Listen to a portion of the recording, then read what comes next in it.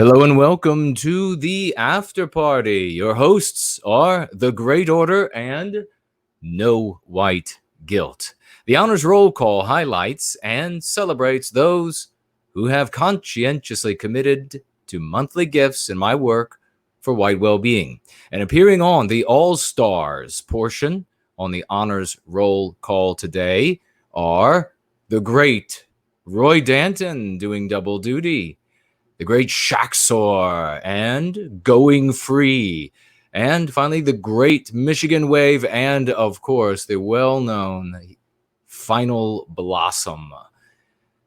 Thank you so much. And appearing on the rest of our honors roll call are Laura, our very own, Last Paleocon, JP, Cliff and White Healing, Goofy Grape, Ohesian and Stephen, Jim, Kakubek, Leah, Scott, Happy Cat and Dean, King Petrus, and Brad. You know, normally, ladies and gentlemen, when I give the names for the honors roll call and the all-stars portion of the honors roll call, I'll say something like, I thank these people for their moral responsibility or principled endeavors for white well-being and their willingness to stand for their convictions in a way that's more than just words. And all of that is true. And it is certainly true for all of these folks, these wonderful people, and others who are named on other days of the month. And I just want to take it a step further for these folks and for everyone else who is named on the other days of the rest of the month, that I am really grateful that there are commendable, sterling people like yourselves who are so dedicated to white well-being and recapturing our destiny for our children, that you are willing at any amount to gift the work that we're doing for white well-being, my personal efforts, so that we can take this to the next level. You all are the adults in the room, if you will. You realize that liquidity is necessary in our modern world to be able to do anything, and that we need only look to the anti-white organizations of various sizes. And we see that they have donors that give unconscionable sums because they know the power of money, and they have folks, not even folks that they can put their hands on, like you all are able to get in touch with me. And they have folks that are distant and removed from them, and they don't even know for sure where their money is ending up. And certainly there are great sums that are wasted in those endeavors, and yet they still give because it means that much to them to harm the white race, Western kind, and all of our creations. And so for those of you who feel as strongly as these anti-whites do about defending our people, defending our children, recapturing our destiny, to you all, I owe a great debt of gratitude, and it is an honor to serve with you all. Folks, if you're not following HB 2014 on Twitter at _HB 2014, you should do so immediately and help to spread the stellar clips he makes of the work that we are doing. He highlights all of the notable characters, content producers, and influencers here in our corner of the white positive sphere. He does an amazing job doing so, and especially now with the censorship being the anti-whites putting the coal to the censorship, as we say, and becoming as censorial as perhaps more than they have ever been. We need everyone pulling their weight and sharing in all of their circles of influence the material that we have here. There are many of our brothers and sisters that are home. They're frightened. They are out of work. They're on furlough. They have been fired. They're waiting to return to their jobs. They don't know what's going to happen in the future. It is uncertain for them, and many of them are going to be looking for answers. And the anti-whites on Facebook, on YouTube, on Twitter, on all of these different platforms are doing everything in their power to prevent our brothers and sisters from finding out the cause of their fear, the cause of the deterioration of our society, the cause of the deterioration of the West, why they have to live now with terrorism and biological threats and pandemics and plagues And if we can get to these people, they will come to the truth. We will be able to help them to go free forever. So you need to do your part. I am asking you, I'm pleading with you for the well-being of our people and all of those little white children out there, especially those who are born to mothers in the white positive sphere over this past year and this year and this later this or beginning of next year. Please be there for them. Do your part. Help to get our messaging, help to get this truth of going free out to everyone that you have influence over now and those that you could get influence over by joining different Facebook groups, joining different Twitter group threads, starting new accounts for the purpose of solely spreading Go Free. Do your little part, and all of us together, each piece of H2O together will form that tidal wave, and we will be able to live in a world that looks like Lord of the Rings, where everything is safe and clean and magical in our world, and we are in harmony with our environment, and we need not fear things like terrorism and plagues. We are going to be the ones that do the work rather than just sit around pontificating about everything going on in the world and bits of history and all of that sort of nonsense. And now you all are wondering, as we do at the beginning of TAP shows, who is the crown winner from last week? Well, the crown goes to Bradley for gifting a total of 10, if it ain't white, it ain't right, dollars. Thank you so much. Congratulations, Bradley. I think that's the first time you won the crown. Now, in second place was, I love this name, Goodness Greatness, gifting $5. Thank you as well, and congratulations to you. Financially gift on Entropy, which will be up in just a moment at 15%, where you can also watch the stream. Remember, you can watch the stream there, and you can use the Tall Kevin widget, also known as the question widget, where you can post questions, make comments, and you can vote on the questions and comments made by others. And if I get around to putting up any polls, you can participate in those polls as well. You can also financially gift on Cash App at 6%. And as you all know, you could probably say it verbatim at this point, Jared and I evenly share all of the financial gifts with our guests on the after party. Now, today, we are getting tapped into the one and only soothsayer herself, Loralee, and we are going to be discussing Lord of the Rings as the dream of the West, specifically the feminine. And Laura, if you could please tell the good folks a bit about yourself, what you do, where you can be found, and then the great Mr. George is going to take us into this conversation. Welcome, Loralee. Thank you. And hail, Jason and Jarrett, and all the wonderful men and women of the West listening now and in the future. I'll just say go to my website. I know you will have the link somewhere in the notes. That's probably the easiest way to see the whole project. This is episode 5 that we're going to be talking about today, and that I have no other social media or any of those kinds of things. So it's all there. Fantastic.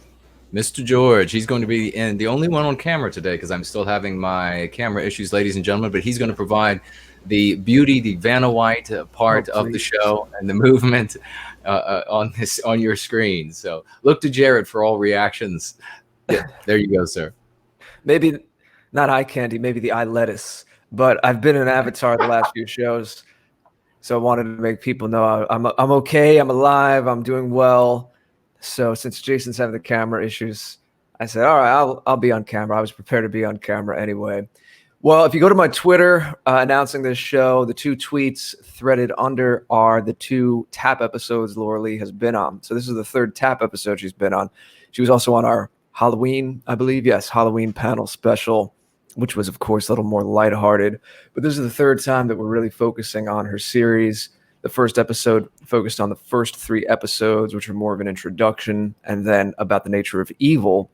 The last time she was on about her Lord of the Rings series was in October, and that was about kingship and the masculine. And of course, there will be some overlap with what we talk about tonight, because tonight we're, as Jason said, talking about the feminine. But before we get into those specific questions, and I should say, we do hope everyone's doing well And of course, the conversation will go where it needs to go. We're going to relate aspects of Lord of the Rings to your lives and developing into the best version of yourself you can be. Maybe I'll touch on Corona, but largely tonight's show will be a respite from all the Corona news. So we're not here to talk about coronavirus. We hope all of you are well, but I think we all need a little bit of a mental break from it. And this is some rich stuff to dive into. Loralee treats the imagery in the films specifically, as the symbols in a dream. And Loralee is a very talented dream analyst as well. And we've said this in promo for the prior shows as well, but if you're just tuning in, you don't need to be fluent in the Lord of the Rings universe to get a lot out of this. I definitely want to go back and watch the films now that we've had these deep conversations with Loralee about these. But to date, I've only seen the first one, and that was many years ago. So please do not tune out or turn this off if you're not into Lord of the Rings. We're using it as a touch point because it is so image rich and symbol rich to then talk about our personal development, on our collective development as Westerners, and what this myth that Tolkien has given to us has to say to us today. So having said that, Loralee, before we get into specifically the things about femininity this time, why don't we, to that point, just talk a little bit about how you interpret all of these symbols and imagery from Lord of the Rings as a dream, and how maybe people in the audience can pretend, and we're going to share some images and clips as well, pretend that the images in the films are their own dream that they had. And if you woke up and you had this dream and these rich images and you had someone to guide you through that, what would that be like? So try to use your imagination, all of you listening, to do that. But Loralee, if you could speak a moment about how you go about dream and symbol analysis and how the people listening can think of this as their own dream, a dream of the West. Mm-hmm. Well, the way this all works is that dreams and myth come from the same place. They come from the realm of imagination. And the premise that I'm operating under here is coming out of the work of Carl Jung and Joseph Campbell, and analyzing the myth as if it were a dream, but a dream of Western civilization. So what you said, Jared, is a great way to kind of follow along here and to imagine that this story is your own dream and that all the characters are within you. And just as if you awoke one morning with a powerful dream, and I would bet that just about everyone has had at least one dream in their life where they felt incredibly and powerfully moved and recognized that, wow, this is something important. So taking that same kind of sense of awe and applying it to the study of this particular story. So that's kind of the window, the door in to all of this. But I did want to begin by acknowledging the reality of our situation in the moment. I'm not going to talk about coronavirus specifically. However, I do have some thoughts about the symbolism of it all that maybe we can address a bit later. But certainly these are trying times, to say the least, and possibly the most significant moment in all our lives. So while we are in this, what is a liminal space right now, we are in an in-between space. Limen in Latin means threshold or doorway, an in-between space. We are clearly not where we were even a few weeks ago. And as a consequence, we cannot see a clear view of the future. Chaos theory actually provides an adequate metaphor for this.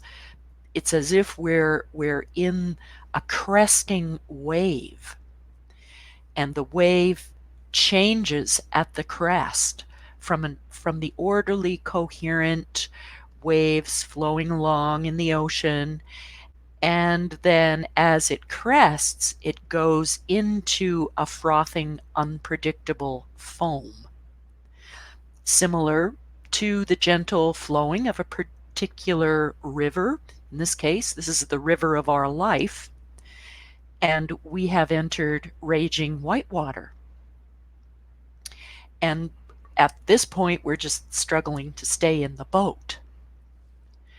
So uncomfortable as it all is, the liminal space is the most creative time that we have access to, because we are being unlocked from familiar, often unconscious patterns and forced to dig deep into our creative resources to bring forth a new order, a new kind of coherence that enables a more meaningful life. So in our discussion today, I want to invite you all to take a step back from anxiously following the news, analyzing the multitude of voices telling us what is or is not true, and from planning and strategizing, to take a wide-angle view of our situation, one that includes the imaginal, creative part of the psyche. That is where we find the greater meaning. Suffering without meaning is unbearable. And we already hear of people committing suicide as a consequence of what is going on. That on top of the rise in suicide within especially men of our people. But once meaning and purpose are identified, we will rally and together rise to our greatness and fearlessly meet the challenges ahead. Lord of the Rings provides a mythic rendering of how to find that meaning. And if you want to be stirred deeply, I would invite you to watch the clip of Aragorn's speech at the Black Gate. Aragorn, the man who would be king, who becomes king.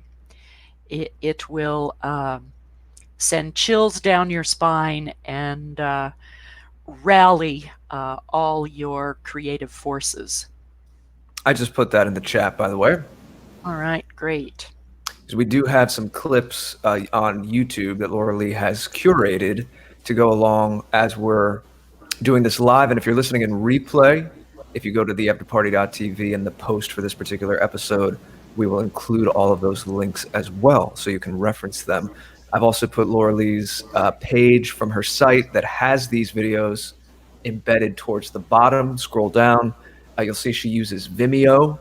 So her videos are not on YouTube, but the production quality is tremendous. They're professionally done, and we can't recommend them highly enough. So everything that you get out of tonight's conversation, please do go watch her actual video treatments. This Queenship and the Feminine is broken up into 2 parts, 1 hour each. Very heavy and meaty, but also very watchable, easy to watch, and you'll get a lot out of it. So I swear I didn't plan this. Jason was saying in the beginning something about motherhood and passing on our legacy, and this is news now. So Lana and Henrik are parents again. They have shared that on Twitter, fantastic! They have a little boy who is happy and healthy. So we wish them all the best, of course. And blessings to them. Yes, very much so. Very appropriate. And like I said, I swear I didn't plan this, but the first question does have to do with motherhood, so it is a good segue. And this could be a whole show in and of itself, because like so many in our circles, we struggle with this big word, modernity, and all that comes with it, this way of life that we've been born into. And we all know at least some of the general criticisms of it, we do know that it's a bit of a two-edged sword. It's afforded us certain medical advances and comforts that we're all, to some degree, for better or worse, reliant on. But we do know one of the big things is that it takes us out of the cycles of nature and as being as close to nature. And that doesn't mean this nilly-willy kind of thing, like a new agey, oh, I'm in touch with nature. Loralee and I were privately talking a little about food last week. And I mean, even the fact that our ancestors used to live and work and breathe and even, yes, go to the bathroom on near the land where all of their food was being grown. We're not saying right on the food, but if you think about it of a holistic system, there's a feedback loop, there's a symbiosis of the small ecosystem, and the human beings were part of that, being on the land, tilling the earth, eating the food, or being near the livestock. And there are a lot of theories. I don't want to speak out of turn. It's not like I've gone and studied it, but I do know there are people who look at even the science of that and feel like they're, even on a biochemical level, there's certain adjustments made because of the communication with all of the life forms, and that includes the human beings on the land. So you could see this in a very tangible way as well. Like, as I said, it doesn't have to be this. A lot of these terms we hear, like being in touch with nature, our eyes kind of glaze over and we don't really think about what that meant. It sounds, like I said, hippy dippy. Yeah. But really think about the being in touch with the cycles of what's around you and being connected to the land. So we want to start by talking about how our disconnect from nature opened up the door for a disconnect between women and their femininity, and especially motherhood. We see a celebration today of the anti-mother, of a woman who never becomes a mother. And we've discussed this at length. There's a small minority who aren't meant to be mothers, and that's okay. We bring nuance to this show. We're not a paint by numbers kind of a show, but we do know most men are outfitted to be fathers. Most women are outfitted to be mothers, the vast majority. But we see this anti-mother thing. Of course, we all know about the celebration of abortion, this ritualized murders of babies, crazy thing. And we think about how history will look back on our era. But Loralee, please have at it about the disconnect between nature and how that's opened the door to disparaging femininity and motherhood. Well, first off, I just wanted to recommend the Ringing Cedars series books, and especially the work of the man Leonid Sharashkin, who I think was the editor of those books from the Russian author Vladimir Megre. And in those books, they get deeply into this relationship to the land and the ancient practices of what you described, Jared, how they gardened and what they did with the seeds, such as putting the seeds in your mouth before you plant them, and there's a chemical communication between your saliva and the seed, and supposedly then the plant grows to produce the nutrients that you specifically need. And Leonid Sharashkin actually took the information from the Ringing Cedar series, and as a forester, he tried it out, and lo and behold, found that the techniques were absolutely amazing.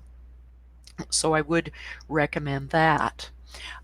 And just to comment on the matter of motherhood as a function of women and the feminine, we're designed and built to indeed bear children. But not all women have children for a variety of reasons, and not all women are called to that path. It has a lot to do with typology and, of course, life circumstances and so on and so forth. However, the nurturing maternal instinct is in all women. So we as women are designed to nurture and nourish, both physically, psychologically, and emotionally. So a woman without children is still going to be nurturing, nourishing, caring for things, and especially for some women, the creative process itself is like a child. So women who are artists or who are engaged in creative activities can think of themselves as the mothers of those things. It's not the same kind of creativity or creative process that men engage in. It's just different. And this, let's just acknowledge that men and women are different, that we're designed physically different. You heard it here first on tap. Yeah, really, like, oh, what a surprise. So let's get that out of the way. Yeah. And any men listening, of course, well, first of all, you should be interested in what makes a good woman a good woman. But we will relate this a little bit to relationships as well. Definitely. And also to the relationship to oneself, whether you are a man or a woman. If you live as a man, your physical body is male, then you are more conscious of the masculine principle. That is the assertive, aggressive, penetrating out into life. The masculine principle goes out, projects out into the world. That's what it's for. But within every man is a feminine principle. And I use the word principle because we're discussing here the way energy works. So you could call it yin yang, you could call it spirit and body, spirit and matter, but these are opposite balancing forces in the psyche of all people. And the balance of those within any individual, male or female, is determined specifically by their individual typology. Some men, for example, may have a stronger feminine side, whereas some women may have a stronger masculine side. So this is not cut and dried this way, that way. And I would invite everyone to consider that. And this is why myth is so powerful, because it's telling a story of how to behave in your outer life, but also gives some insight into how the inner dynamics of oneself works.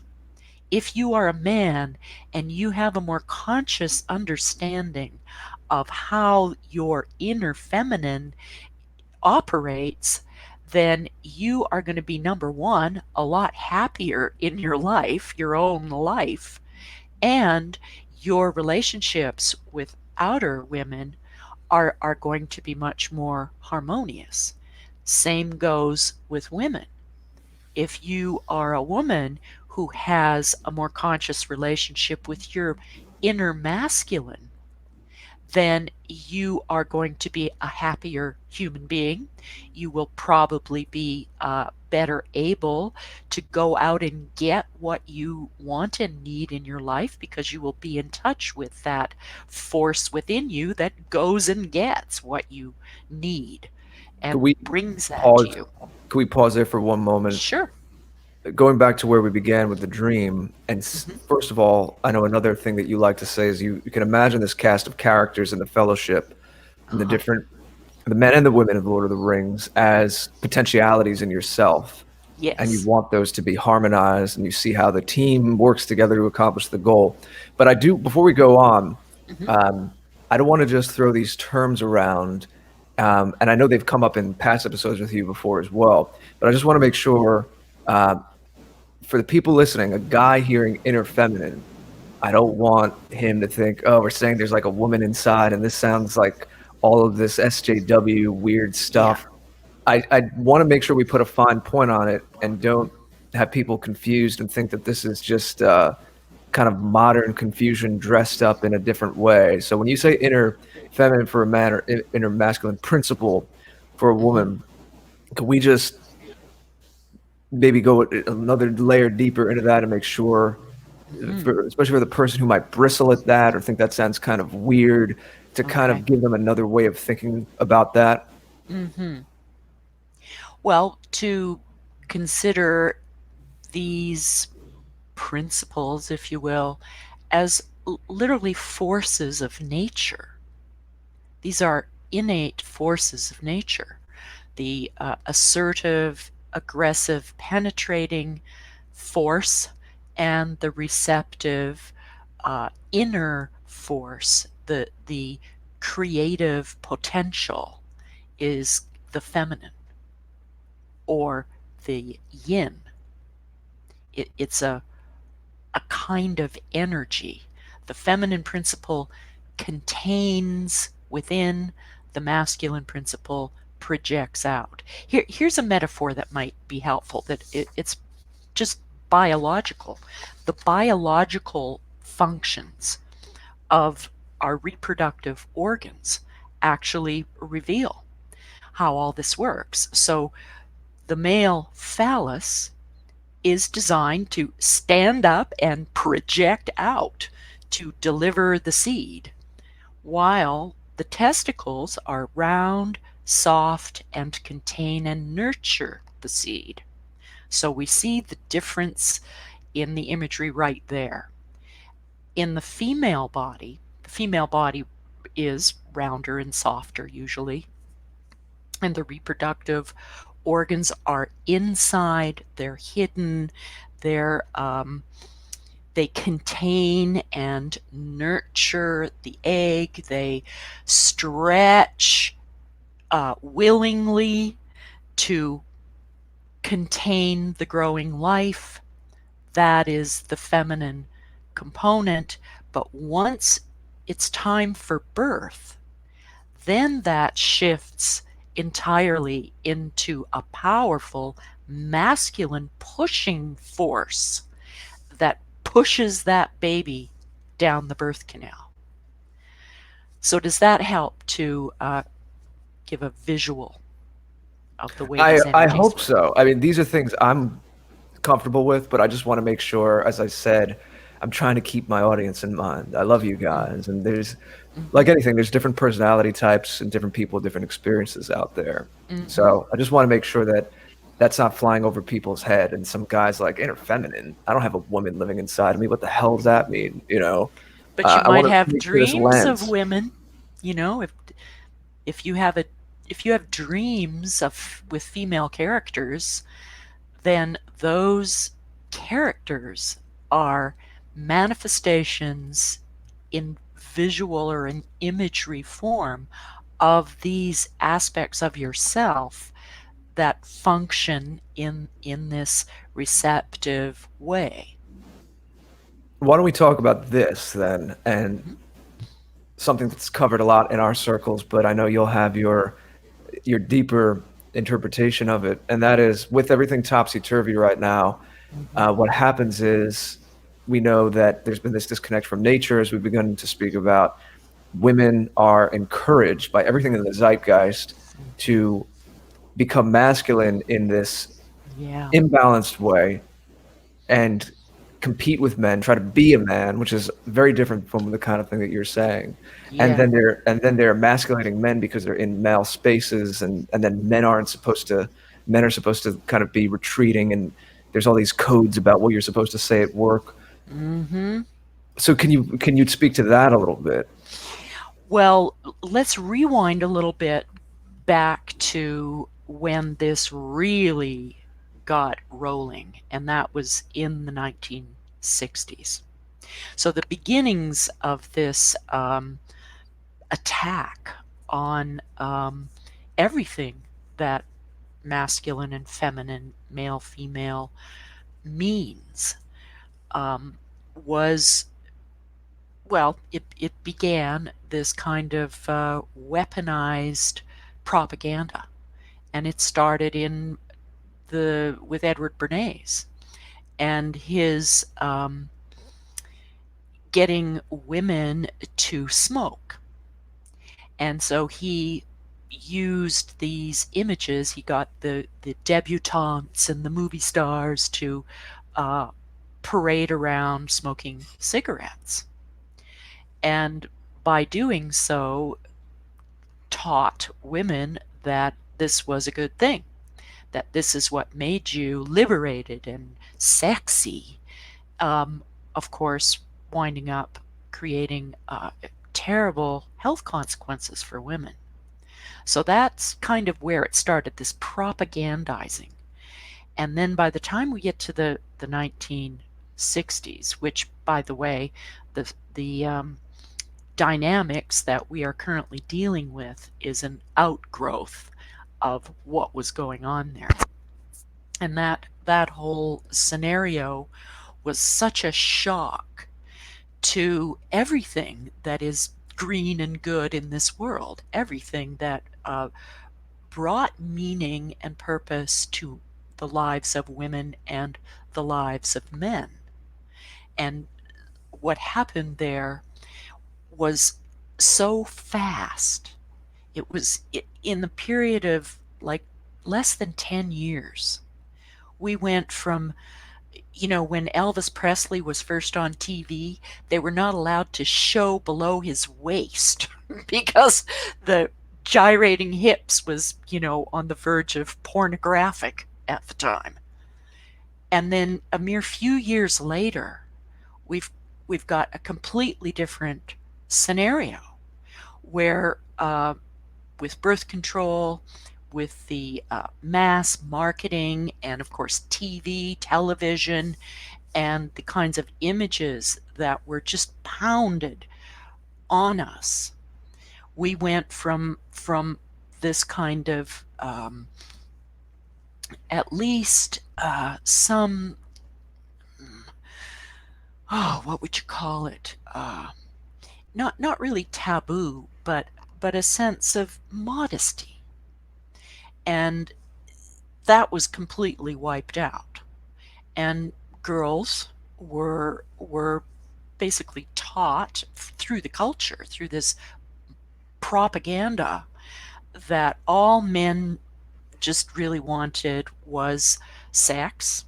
And so in order to be cool, you were expected to, put out. And this became, a terrible thing for women. And then the birth control took away any kind of responsibility or relationship to your body and to the cycles of nature. I mean, not only did they, prevent pregnancy, but really took a terrible toll on women's reproductive health.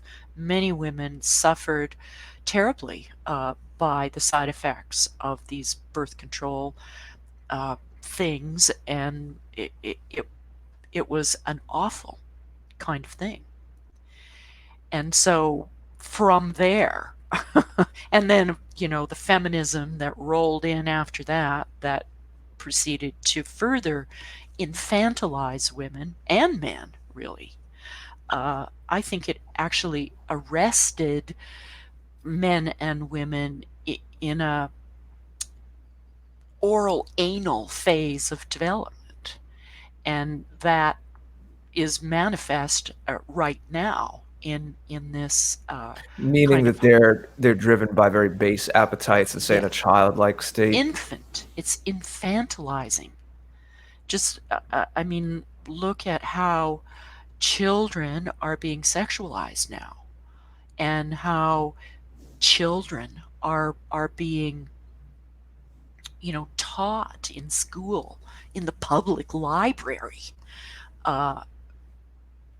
sexual things that they should not know about. It's mind control.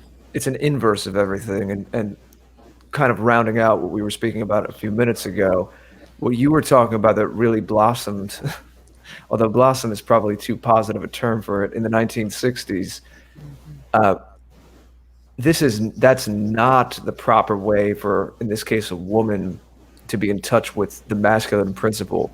No. Where they were encouraged in the culture to seek validation, I think is how you put it, seek validation through becoming a man or men acting like men, competing with men. So that puts a contrast between what you were saying before. It's not the same thing, because we're going to talk about the Lord of the Rings characters and 3 women in it that they're still very feminine. And they don't, for the most part, they don't compete with men. No. But they still represent that more self-actualized personality. So maybe we can get into that, unless there's more that you want to say about the feminism in the 60s. But we know that I think a lot of us here are familiar with all the negative stuff. I wanted to start to get into the self-development and the actual what a conscious woman looks like, and use some of the characters from Lord of the Rings, and then maybe we'll return back to some of this negative stuff again, but with more more insight. Well, what was lost under that were these wholesome, natural images and the relationship to our own body. Women are connected to their bodies more than men. I mean, we are bound to our bodies through menstruation, childbearing, and then menopause. So these stages of a woman's life, the maiden, mother, crone, will be manifest in some form or another. And if we have had those images and those roles taken away, then we lose connection to our bodies. And taking birth control and so on and so forth, it just wrecks that whole natural cycle. And you were talking earlier about how women in ancient times were closer to nature. Well, what that means is that women were hunting and were gathering. They were really closely in touch with herbs and the food they were growing and the animals that were around, and this connection to nature was a very visceral thing. It was not an abstract, oh yeah, nature. It was very day-to-day, very real, and very tactile. Sometimes I wonder if we made kids work on farms for part of their schooling, if it would become pretty much impossible to pass on all of this gender bending, crazy stuff that's going on now, and all of these abstractions, as you say. Yeah. Yeah, So the best thing. Go ahead. Oh, no, go. Well, I was just going to add that the best thing that women could do now, while we're all cooped up and isolated, women with children, for example, is to bring back some of these skills that women had. The crafts, for example, knitting, sewing, these ancient skills that women worked with for millennia. And gardening, growing things. What a perfect thing to do. It's spring now. And certainly in some areas, it's time to plant. And beats going to the grocery store. Yeah. Well, and so why don't we begin talking a little about that maiden, mother, crone? And we might have an image we're going to share on the screen in a moment, but there's the characters Eowyn, there's Arwen, the one played by Liv Tyler. I forget the name of the actress who plays Eowyn, but Arwen's the dark-haired Liv Tyler, the elf who becomes Aragorn's wife eventually and mother of the next king. And then there's Galadriel, you're using Galadriel as your avatar there, and she, even though she appears young, she archetypically represents the crone in this because she's, as an elf, she's been alive 10,000 years. She has that accrued wisdom and is kind of an overseer and a keeper of the lore and the people's wisdom. That's So, right. so let's start with the maiden. So what a young woman, as she's coming into her own in adolescence and early adulthood, realizing her reproductive powers, or what the balances there need to be so that those truly powerful forces of nature that she's becoming in touch with don't run off the rails and destroy her life. And also, I mean, maybe we can get into this too, but I am wondering if it's obviously on the surface, this is a chronological stages of life kind of thing, but in a more symbolic way, if there's an aspect of it that's less chronological, that's Eowyn, who's on the screen right now. So she represents, as you talk about in your series, the maiden. So what can you tell us about the younger woman first becoming aware of her reproductive powers and sexuality and keeping all that in check? Well, Eowyn, first thing to think about is that Eowyn in the films looks a little bit older. She actually would probably be somewhere between 12 and 15 years old. So right about the time when, at least in times past, it has changed now as women are exposed to toxins and xenoestrogens, they're menstruating younger and younger and younger. But in ancient times, that took place usually between 12 and 15 years old. So we could think of Eowyn as being a girl, a young woman who is just coming into her fullness as a woman. And that awakens all the hormonal and neurophysiological changes, along with changes in the body, developing breasts, and all that goes along with that. And it generates a kind of wild energy in the young female. And in my episode, I talk about the relationship that young girls during that stage of development often become obsessed with horses. And the horse is a symbol of learning how to ride those energies, learning how to tame those wild energies and contain them and bring that kind of wild energy into the service of the life-giving force in preparation for the possibility of becoming a mother.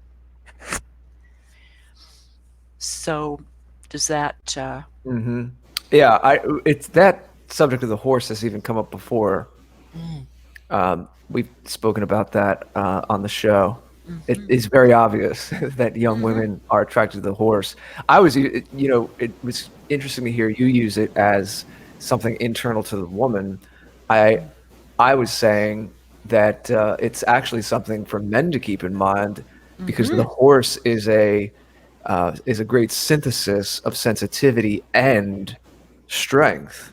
exactly? And so, women have this twin desire, this dual desire, these two tracks of having, someone strong and capable be the father of their children, but also someone sensitive enough to be their partner in the household. And Yes. unfortunately, it's hard to find. I mean, for men too, that we have our combinations we look for in women, but there are not a lot of people walking around today that are very harmonized or self-actualized. So unfortunately, a lot of they look for those two different roles in different people, and so you Yeah. have broken homes and households and cheating and all kinds of things. Yeah. Again, I think a lot of that comes just from the weaponizing of the culture. and the taking away from men and women positive, nourishing images of what it means to be a healthy man and a healthy woman. I also put up the clip. Again, folks, we're going to be sharing clips, and if you're listening in replay, they will be on the post on the afterparty.tv to refer to pieces from the movies, from the Lord of the Rings films that Loralee uses in her own video. But I put, and I'll put again in a moment, Éowyn and Wormtongue as kind of a deceiver.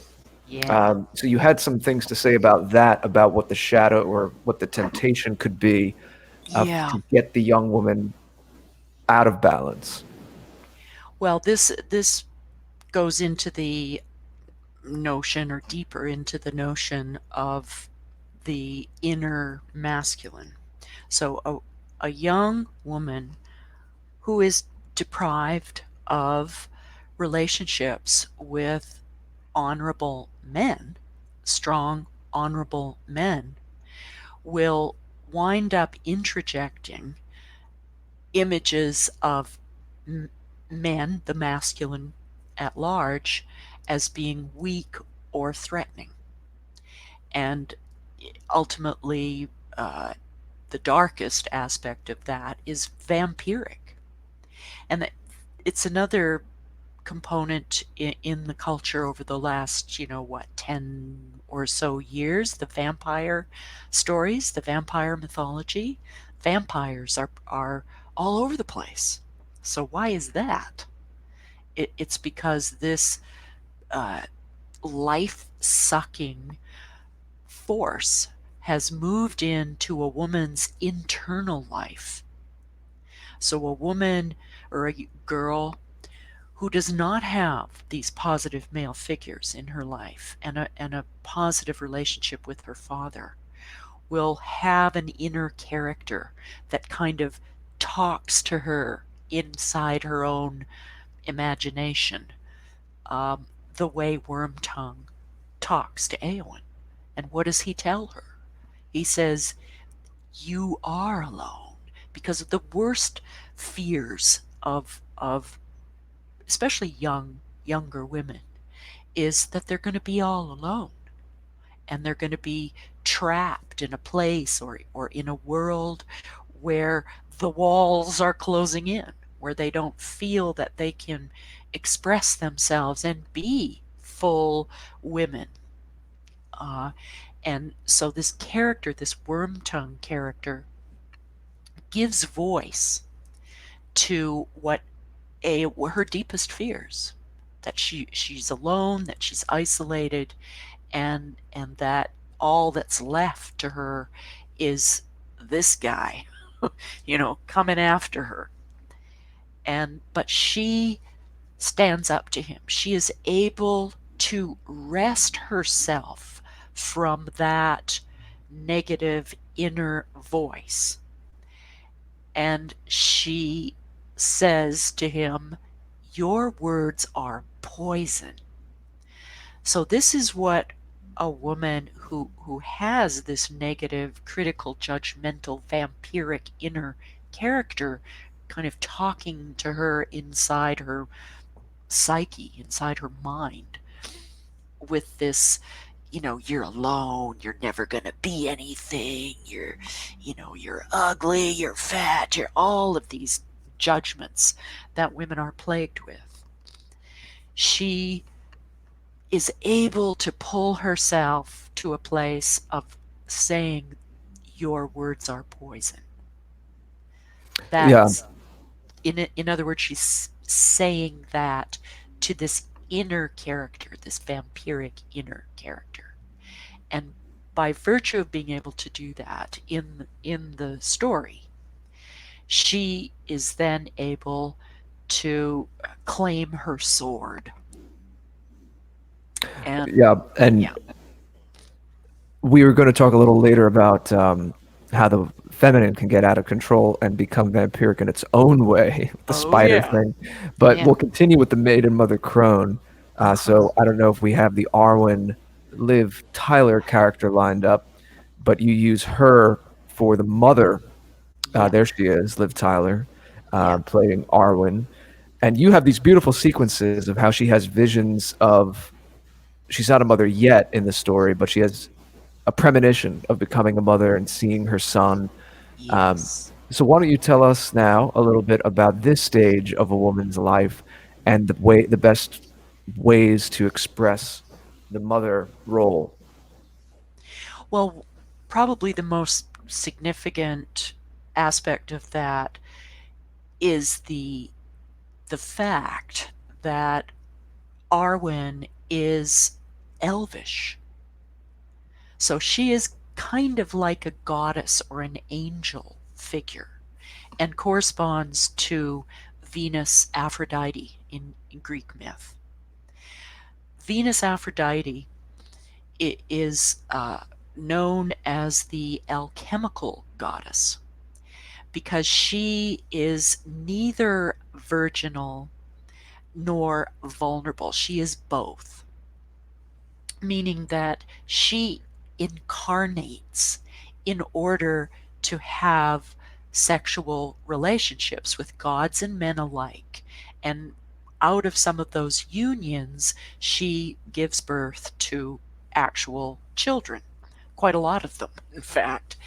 Um, so this represents the divine nature of the life-giving force. So a woman who is bearing a child is tapping in to this mysterious something that is not of this world in the sense of the divine creative power, the incredible miracle of this. So a woman who takes that on is doing the equivalent of descending into matter. So Arwen chooses a mortal life. She chooses to be this bearer of life. And therefore, in this story, she is the mother principle. Now, we don't see her, giving birth in the actual myth, but she has that vision. Just quickly, Uh-huh. obviously, if a woman chooses not to become a mother for whatever reason, she's still going to age. Yeah. But in the popular discourse and zeitgeist right now, I think that in certain ways, a woman's vanity is played upon, that she can remain more youthful and attractive for much longer if she doesn't become a mother.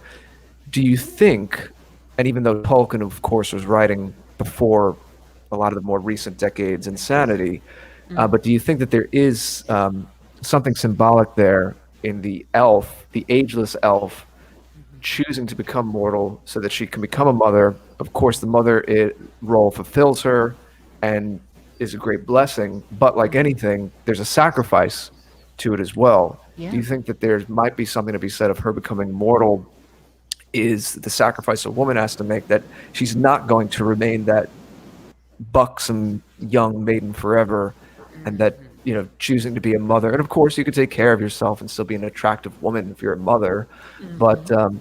it brings you into a different phase of life, and it brings you into a different state of being. It sure does.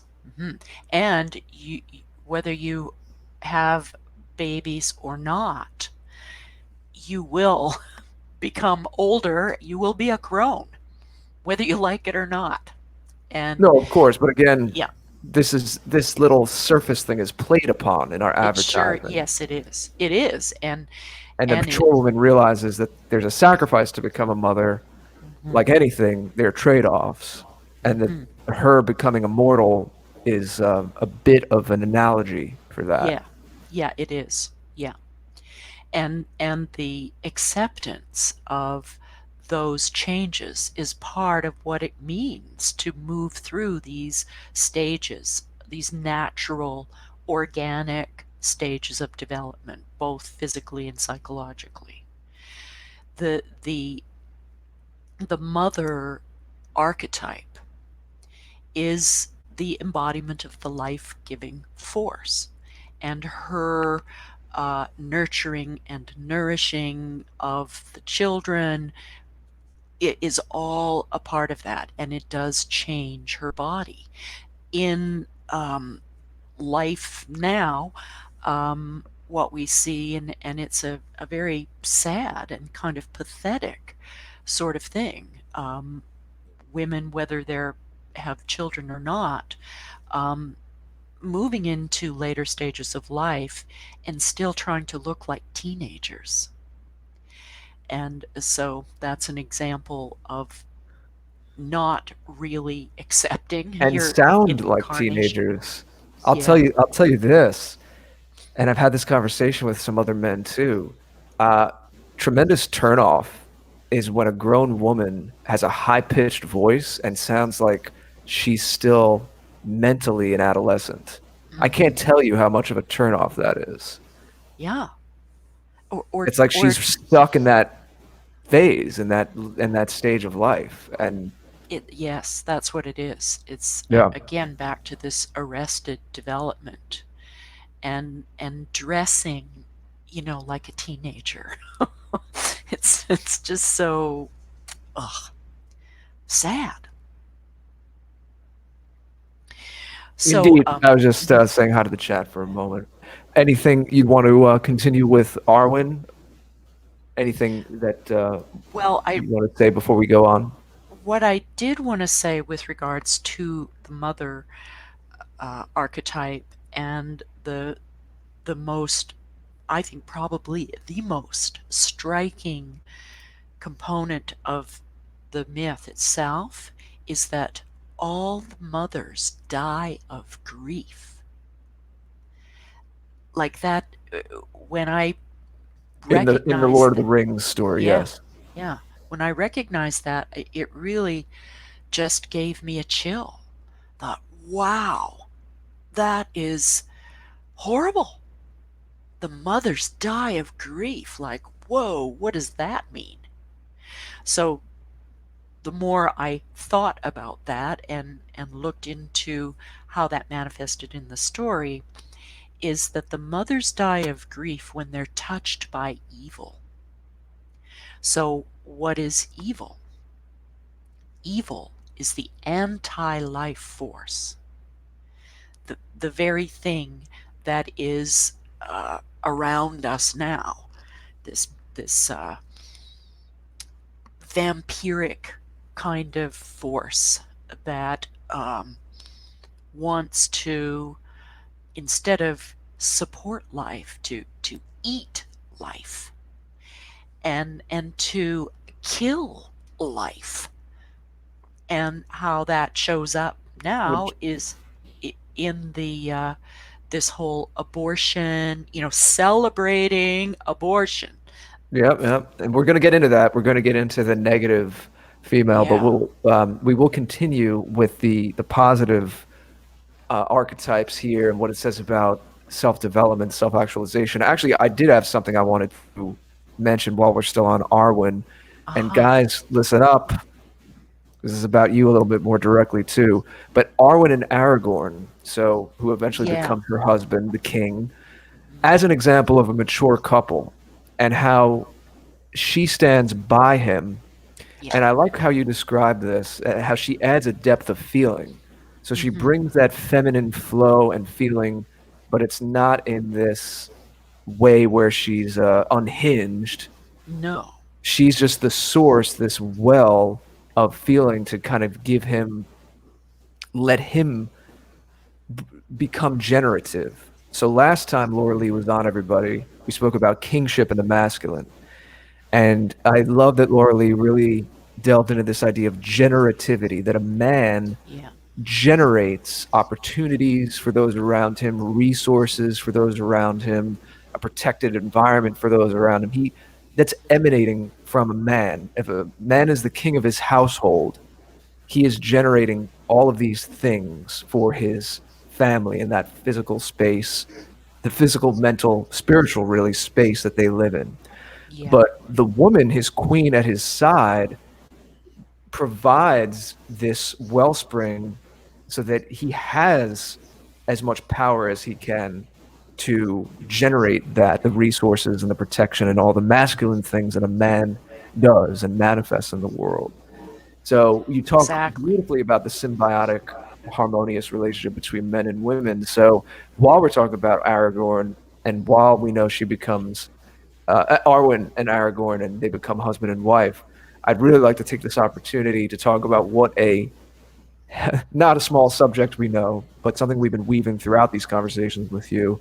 Touch on some points about what a real, balanced, mature, self-actualized relationship between a man and a woman looks like. That so many people need to hear about this right now. Yeah. Well, what women are designed to do is balance the feeling function.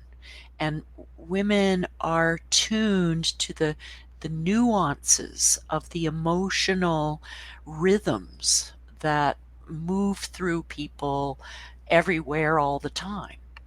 And when a woman is mature and healthy and well integrated in these three functions, maiden, mother, grown, then she is able to support her man in a way that helps him balance with his own feelings. So a woman who doesn't need to compete with her man for whatever reason, then she is able to allow him to be a man, to be strong, to be the builder, to be the one who protects and defends. So there's a clip that I put in there, in the that I think you have in the chat there, of Arwen and Aragorn, where she shows him her faith, her trust in him. And he is expressing his fear that he will not be able to rise to his greatness and overcome the past, his ancestor who succumbed to the ring, who succumbed to the dark side, if you will. With everything you're talking about, do you think we can say that the way a woman nurtures the children and nurtures the environment around her, this is how she nurtures her husband as a partner? Yeah. Instead of competing, it's to be that extra bit of inspiration. Obviously, men can be inspired by other callings as well. We've talked about that. We've talked about that with the masculine, but in terms of their own relationship. Yeah. Yeah, it's because women are attuned to these finer nuances of the day-to-day feeling flow. And men are not designed for that. Men are designed to build, to protect, and to look out, to scout around, to look for opportunities, and are not as skilled for the most part. I mean, certainly some men are better at it than others, but the reality is, both physically and psychologically, men are not designed to do that. That is a woman's gift, is to navigate the waters, the emotional waters. And women naturally do that in their relationships with each other, the relationships with children. They're tuning in. The kids start fighting, and they intervene and they calm things down. And this is the role that Arwen plays there when she sees that Aragorn is struggling, is fearful of his own weakness. Her faith and trust in him is what fortifies his courage. She says to him, "You will face that same evil, and you will defeat it." This is what a woman can do for her man, to hold a space for him, to have his feelings of fear or impotence in some way, but her trust in his greatness is what allows him to carry on and indeed become king. Yeah, I mean, it is a thing to behold when a woman is in your corner. And I don't know where they are now, but I know I could think of two famous fighters: the heavyweight boxing champion Tyson Fury, and also Conor McGregor, the well-known MMA fighter. Both have very well-known relationships with their women who were with them from the beginning when they were poor and struggling. And when we don't see a lot of that today, but it is when you see a story like that, unless something's changed. I hope not. Last I knew, Conor McGregor, his woman was by his side, and they'd been together since they were kids. But really, yeah, having a woman when you're doing your thing as a man, she wants you to succeed. Obviously, I mean, I know Yeah, people, you could always have a cynical take and be like, well, yeah, there's a biological reason because she wants you to provide the resources. And yeah, okay, fine, but yeah. It's but much there bigger but than there's that, other though. levels of it too, and it's not a bad thing to have a woman in your corner and she genuinely wants you to succeed. Well, and Loralee, some. Mhm. I have a little bit of, you've been talking to this, and I have a bit of a pointed question. I'm thoroughly enjoying the conversation, by the way. And we see these, maybe first I should say, there is a strength for, at least this is how it strikes me. There's a strength for the man in the support of a emotionally and physically weaker woman. And I think that both, the statement holds true for both men and women, that there is and a dependence of the woman on the man. And I think there's also a strength for both man and woman in the emotional and physical weakness and dependence of children. There's something I think that I know for me helps to drive me to know that this is the weaker, and there is nothing that is more of a turnoff, nothing that makes me want to defend a woman less than her pretending that she is emotionally and physically stronger than I am. I want nothing to do with her. It is an absolutely objectionable, distasteful thing. And there are not too few of these women. I wish there were far fewer of them.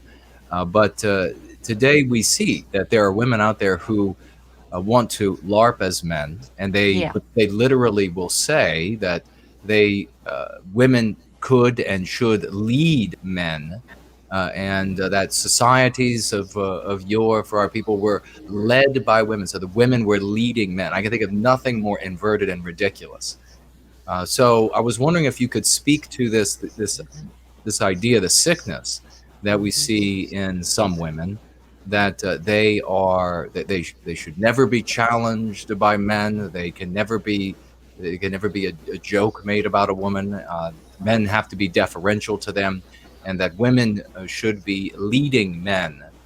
And particularly in these contexts where women are speaking about this leading men, they're talking about in the struggle for survival. And it's not like leading them through, like you're talking about, some sort of emotional scenario, but leading them through decision makings and conflict with other nations, other tribes, etc.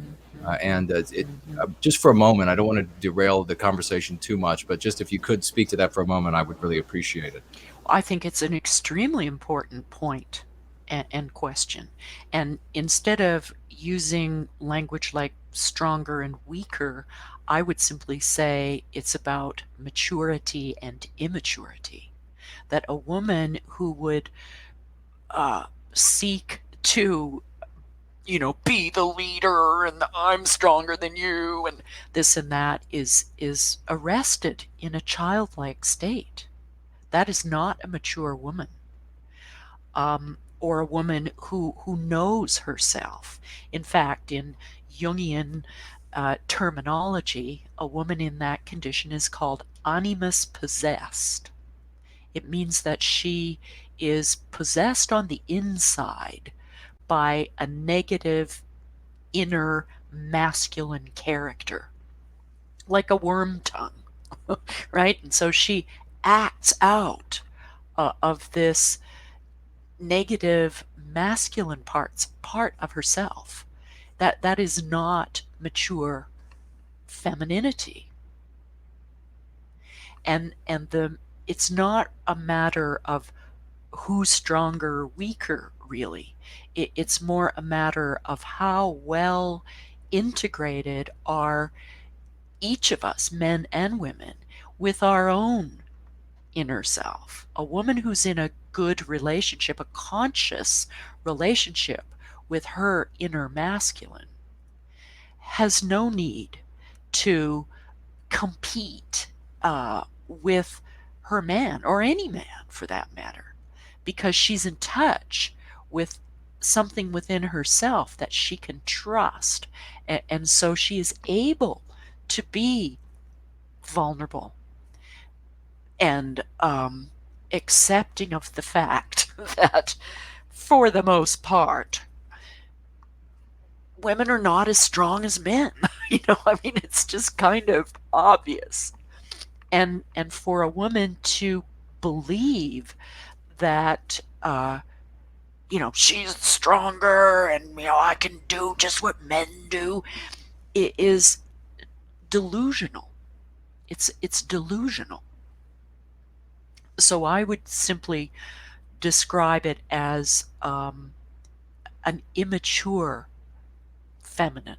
A woman who behaves that way is undeveloped. She's immature, and she's arrested in really what would be the kind of maiden phase, because there is that sort of warrior energy that rises up during puberty,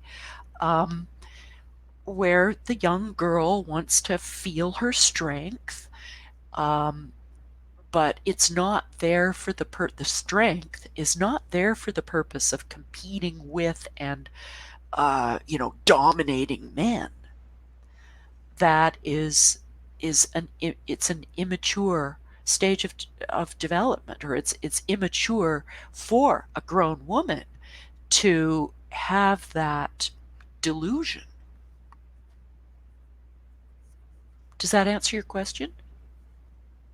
It absolutely does. Okay. And I think we do see, these individuals who attempt to assume this role. It reminds me when women are trying to, let me finish that thought. Such women always, in my experience, also demonstrate other immaturity in their behavior and their thought processes. Mm-hmm. But it reminds me when you see this, these women who want to lead men in conflict with other tribes and etc. It reminds me of when you have one of these little dogs, and you allow it to think that it is the alpha of the pack, and what ends up happening is the little dog becomes neurotic. It runs around barking at everything all the time because it feels like it's out of control. It's tiny, and it's got to make a lot of noise to try to scare things off so it can protect the pack.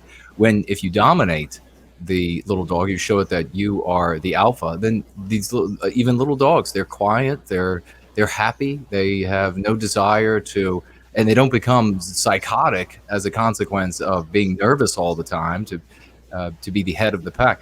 It's the same sort of nervous energy, the same sort of neurotic energy that I see from these ladies who are saying that they should be leading men into it.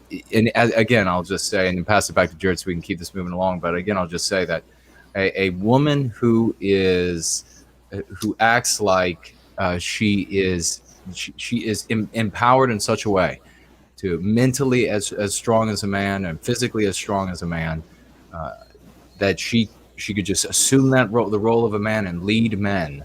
There is nothing more unattractive than that. It is repulsive. And if you want, ladies, if you want a man out there, a good man, a heroic man, then be a woman. Be a woman and be in need of those things, those areas of life that you are not empowered with, and don't be afraid to let that be part of who and what you are. And the good men will step up to the plate. Those will be the kind of guys that you want, the guy who wants to protect you, who wants to protect the family.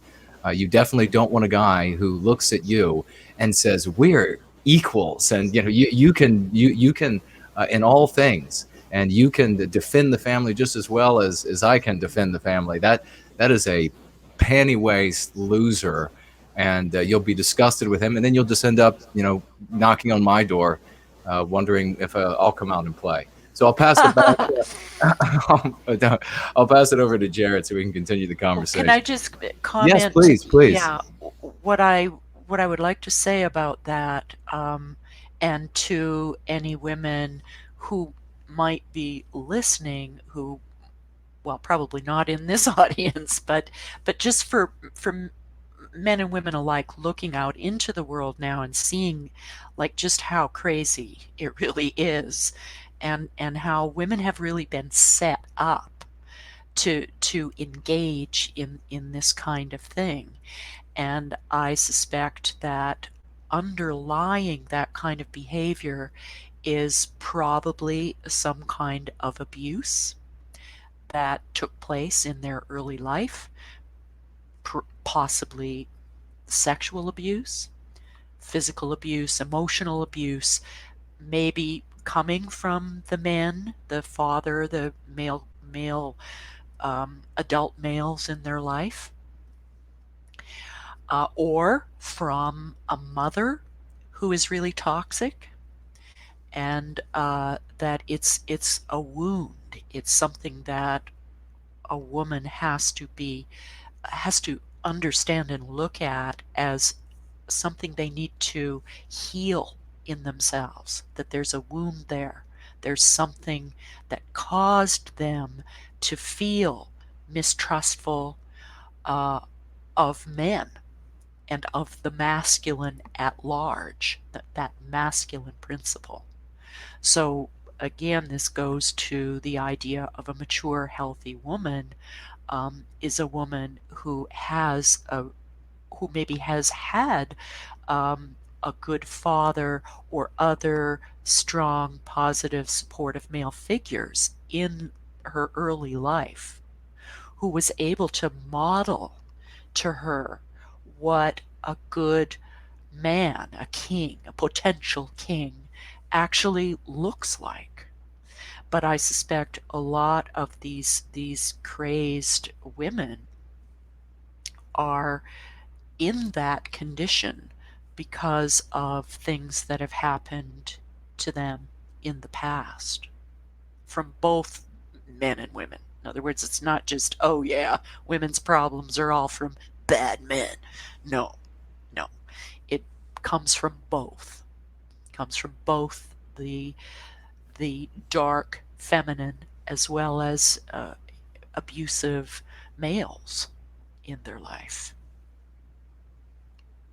Well, let's transition to speak about Galadriel, played by Cate Blanchett. And she represents, even though she doesn't look like an old woman here in the story, she's a 10,000-year-old elf, so she's pretty wise from having been around the block a few times at 10,000. She looks great for 10,000. She sure does. But we can only wish we all look like that at 10,000.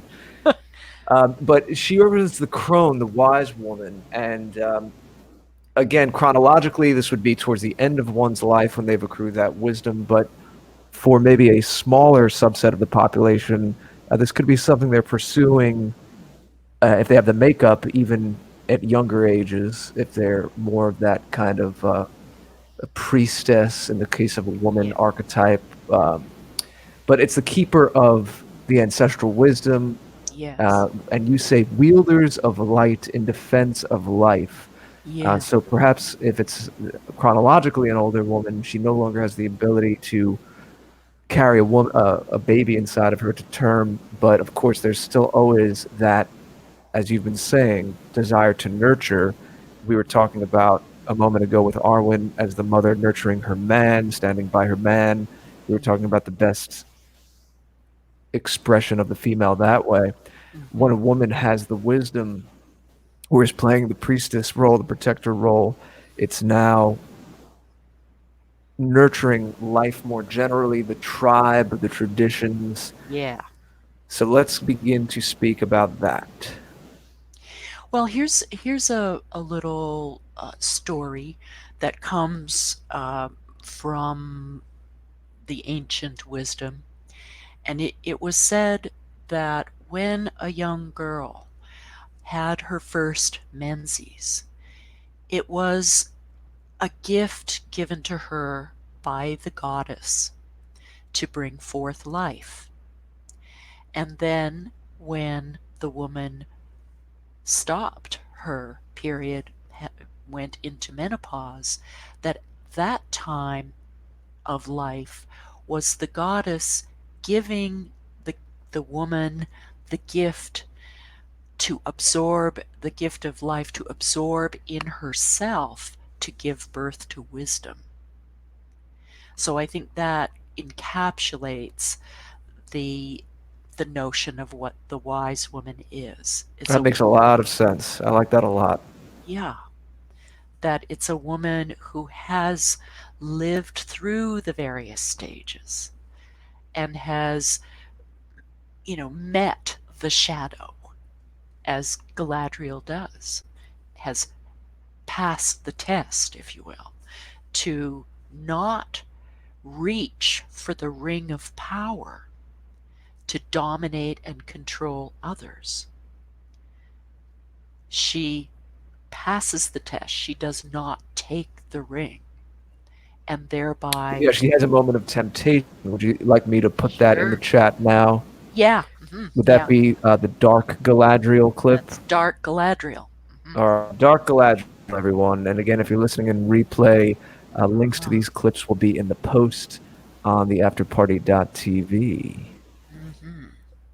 And that characterization in the form of Dark Galadriel is also a powerful archetypal image of what in psychology is called the terrible mother.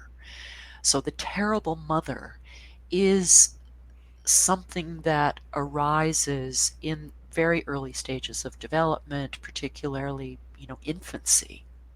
So a mother who is immature, who does not have a sense of her own selfhood, then she needs her child to mirror her, instead of which the role of the mother is to mirror the child, so that when the child expresses a need, mother's face comes to the child and is helping and coming to nurture and care for the child. But if the mother is immature and needs the child to mirror her, then she may come to the child expressing needs with her face or her energy that says, hey, your needs bother me. I'm busy right now. Or I'm thinking about other things, and you should mirror me. You should not be having those feelings because it's upsetting me. So when Galadriel, in her dark form, states that she is drawing from the forces of nature, basically, you will love me, whether you like it or not.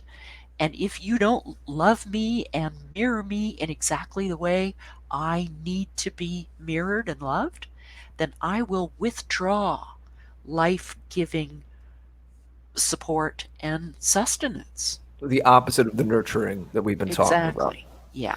And how does Galadriel get past that temptation when she gets a whiff of it, when she's near the ring for a moment? Well, the realization there is that the power, so it's about power. I mean, the whole story really is about the ring of power, the use of power to dominate over others. Whether But she it's ultimately your children. has the psychological tools and the strength from her experience to recognize that for what it is and simply reject it. So Yeah. it's it results from just her experience, her wisdom. Is Yeah, that the lesson her there? experience in dealing with evil for 10,000 years that she knows that, okay, whoa, I'm tempted, but And she knows what could happen or what would happen. And she would probably wind up being much like Shelob and Ungoliant, the spider creatures spiders, that yeah, just suck the life which out of everything. we may talk again a little bit more about, yeah, return to that negative stuff as we wrap up in a little while. But Galadriel, what we're looking at, this is an archetype, this is a story. We're looking at its symbols. If anyone's joining us now, we're looking at Lord of the Rings as if it's a dream, and That's you can right. even picture that this is a dream you've had, and we're now interpreting it. You don't have to be very, very well versed in Lord of the Rings to get a lot out of this. As Loralee is our guide, our psychopomp into this dreamy world. But to bring it into more practical terms, so Galadriel here has the wisdom to reject that power play and to be this force where the feminine need to draw in becomes imbalanced, and then it's its own kind of vampiric thing. I will be loved and I will withhold love if I'm not getting it in the way that I want. Mhm. So in the And story, I will she control the life force itself. I will being withhold controlling. Now, life force. in the story, this character has lived long enough to have the wisdom accrued so that she herself can reject that. Yeah, But what we began talking about earlier in this show tonight is getting out of touch with nature. This is another form of it, but more about the family. So, for a young girl, how do you expect a young girl, and of course, young men have their own temptations too? We spoke a little more about that in the last time you were on kingship and the masculine. But hmm either way, what about the broken chain now of the family and even the extended family, where multiple generations used to live oftentimes under the same roof or at least very close to hmm one another, where the right. grandmother could keep an eye on the mother and keep an eye on the mother and the daughter Yeah, and make sure that her wisdom was being passed on. What a catastrophe that we're now in, because I can already that's see the right. questions from the chat of, well, how do young people do this on their own? That's the thing. It's like you have to become this, and you don't have that outsourced brain or that outsourced higher character in the form of a grandparent and sometimes even a wise parent hmm that's active in people's lives right now. hmm Well, that's why myth is so important, and why this particular myth is the myth for our time, because it presents the images, it presents for us images of the things that have been lost. And by connecting to the images, we can bring forth these qualities within ourselves. As I like to say, the Lord of the Rings is it's like an operating manual that we don't have the elders, the wise women, the wise men around us in the way that our ancestors did. But what Tolkien has given us in this incredible gift is like a distillation of these images that taps right in to the deepest parts of ourselves to present an image of something that is archetypal, that's embedded in our bodies and in our souls. And if you are, say, an elder woman, then contemplating Galadriel and looking at the dynamics of her test and confronting the shadow and that temptation to use power when you are very wise and you've had a lot of experiences in your life and you know stuff that other people don't know, and therefore could easily manipulate and control and dominate. So, but choose not to. yes. Yeah. Now, on the positive side of that, I know you began speaking about this before, but you do have a clip that we have ready to share in the chat, or for the replay, it'll be on the post on the site. Galadriel's gift to the Fellowship. Yeah. So, in choosing not to take advantage of her wisdom and her power and ultimately remain on the side of good, what are those gifts that the wise woman has to offer? Mm-hmm. Especially in this time right now in the news when we're hearing about some people acting as if our elders are disposable with all of this Mm-hmm. corona news, Mm-hmm. and just showing where the values are in our current society. Yeah. Well, it's in a way the scene of her gift giving to the fellowship is like a ritual. And what she's doing there, and what this wise woman crone archetype in the psyche is there for, is to give to, in this case, these male characters, these very specific gifts. First of all, she gives the hobbits, Merry and Pippin, daggers, elvish daggers, which are phallic symbols. So she's giving them the gift or the wisdom, the knowledge of what masculinity is for, of what the power of the masculine, the phallus.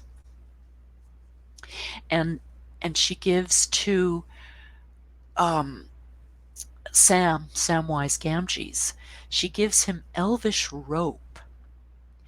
And rope is a very significant symbol of connecting one thing to another.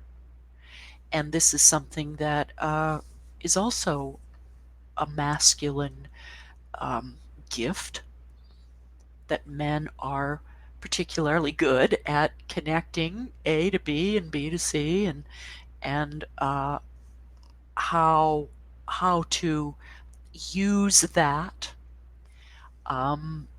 is what is the gift that she gives to Sam. And it's interesting that what she gives to Gimli the dwarf, is 3 of her golden hairs. And it's like hair is also a very significant symbol. It's what grows out of your head, or out of your mind, maybe.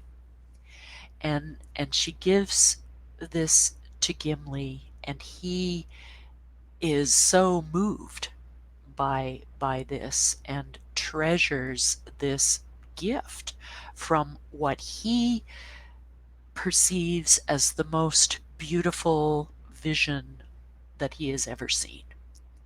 In other words, the gift of the golden hair to Gimli is like a gift of the feminine within himself, to connect to a feminine part of himself.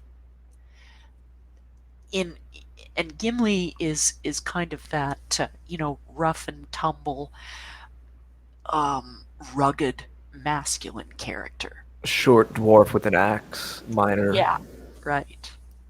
Although the axe and his weapons are symbol of they're curved, so the curved blade of the axe, these are all representing the service to the feminine, to the life force. So Galadriel is like the priestess of the light. The light is the life-giving force of the universe. It's the bioelectric field that we all live in, and that by the way, it is the source of this biospirit that Jason talks about. So the light is the biospirit. The biospirit is connected to this life-giving force of the universe, is the light. So Galadriel is the archetype of this life-giving force of the universe. So her gift in the various forms is the connection to that life-giving force. And then, of course, to Frodo, she gives the star glass, and the star glass contains the light from the two trees, Telperion and Laurelin, that bring light to the world, light and life to the world. And this star glass, as she tells Frodo, this is the light that you must use when all the other light goes out. So the light Erendil in the star glass is that life force that we can call upon within ourselves, whether you're a man or a woman, that is to be used when all other lights go out. So for Frodo, when all other lights go out is when he has to confront the spider, Shelob the spider. The two trees that you mentioned, that is from the creation myth in this Tolkien, in this Tolkien's universe. Yeah. Is there any connection between that being the beginning, with the two trees representing a male and female aspect, like in Norse myth? Because we know Tolkien was well versed in myths, but there's Ask and Embla in Norse myth, the man and woman coming from the trees. Wow. Okay, I didn't know about that. That's wonderful. I'm going to look into that for sure. Yeah, it kind of reiterates what we've been saying before about the harmonization and male and female being there, intertwining from the beginning. It's not like team guys versus team girls. No, it's you're never going to get it if you view life like that. It's a balancing of the forces of nature. And the two trees are, one is silver and one is gold. The Laurelin actually is the golden and is connected to the female, while the Telperion is silver and connected to the masculine principle. It's interesting because it's switched around from the typical formulation of silver representing the feminine and the moon, and gold representing the masculine and the king and the sun. So Tolkien is kind of mixing these around in a way to combine the masculine feminine, that the male and the female inside the male. And of course the symbolism of trees is ancient, and tree symbolism in Lord of the Rings is huge. It's all throughout the tale.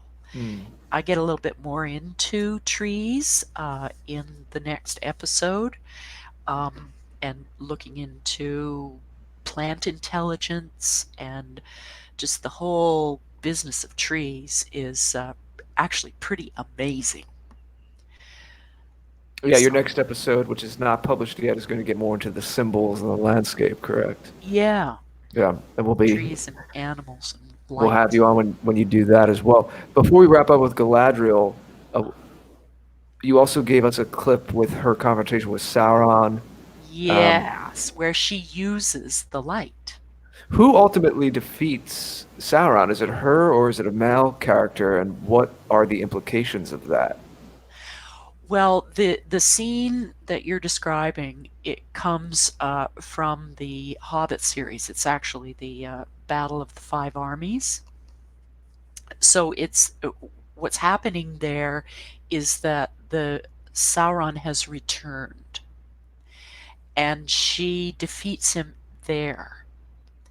But of course, he does come back later in the Lord of the Rings, and how Sauron, or the forces of evil, are defeated is what happens when Frodo, well, ultimately it's Gollum that takes the ring to the fires of Mount Doom.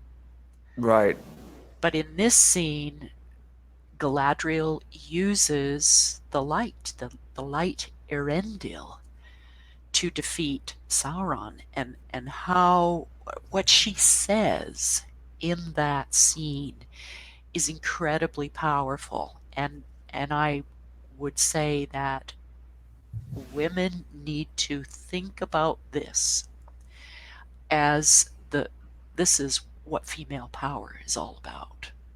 That what she holds up that light and she says, you are formless, nameless.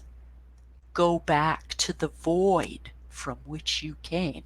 She will not allow this evil, this anti-life force, to take form, because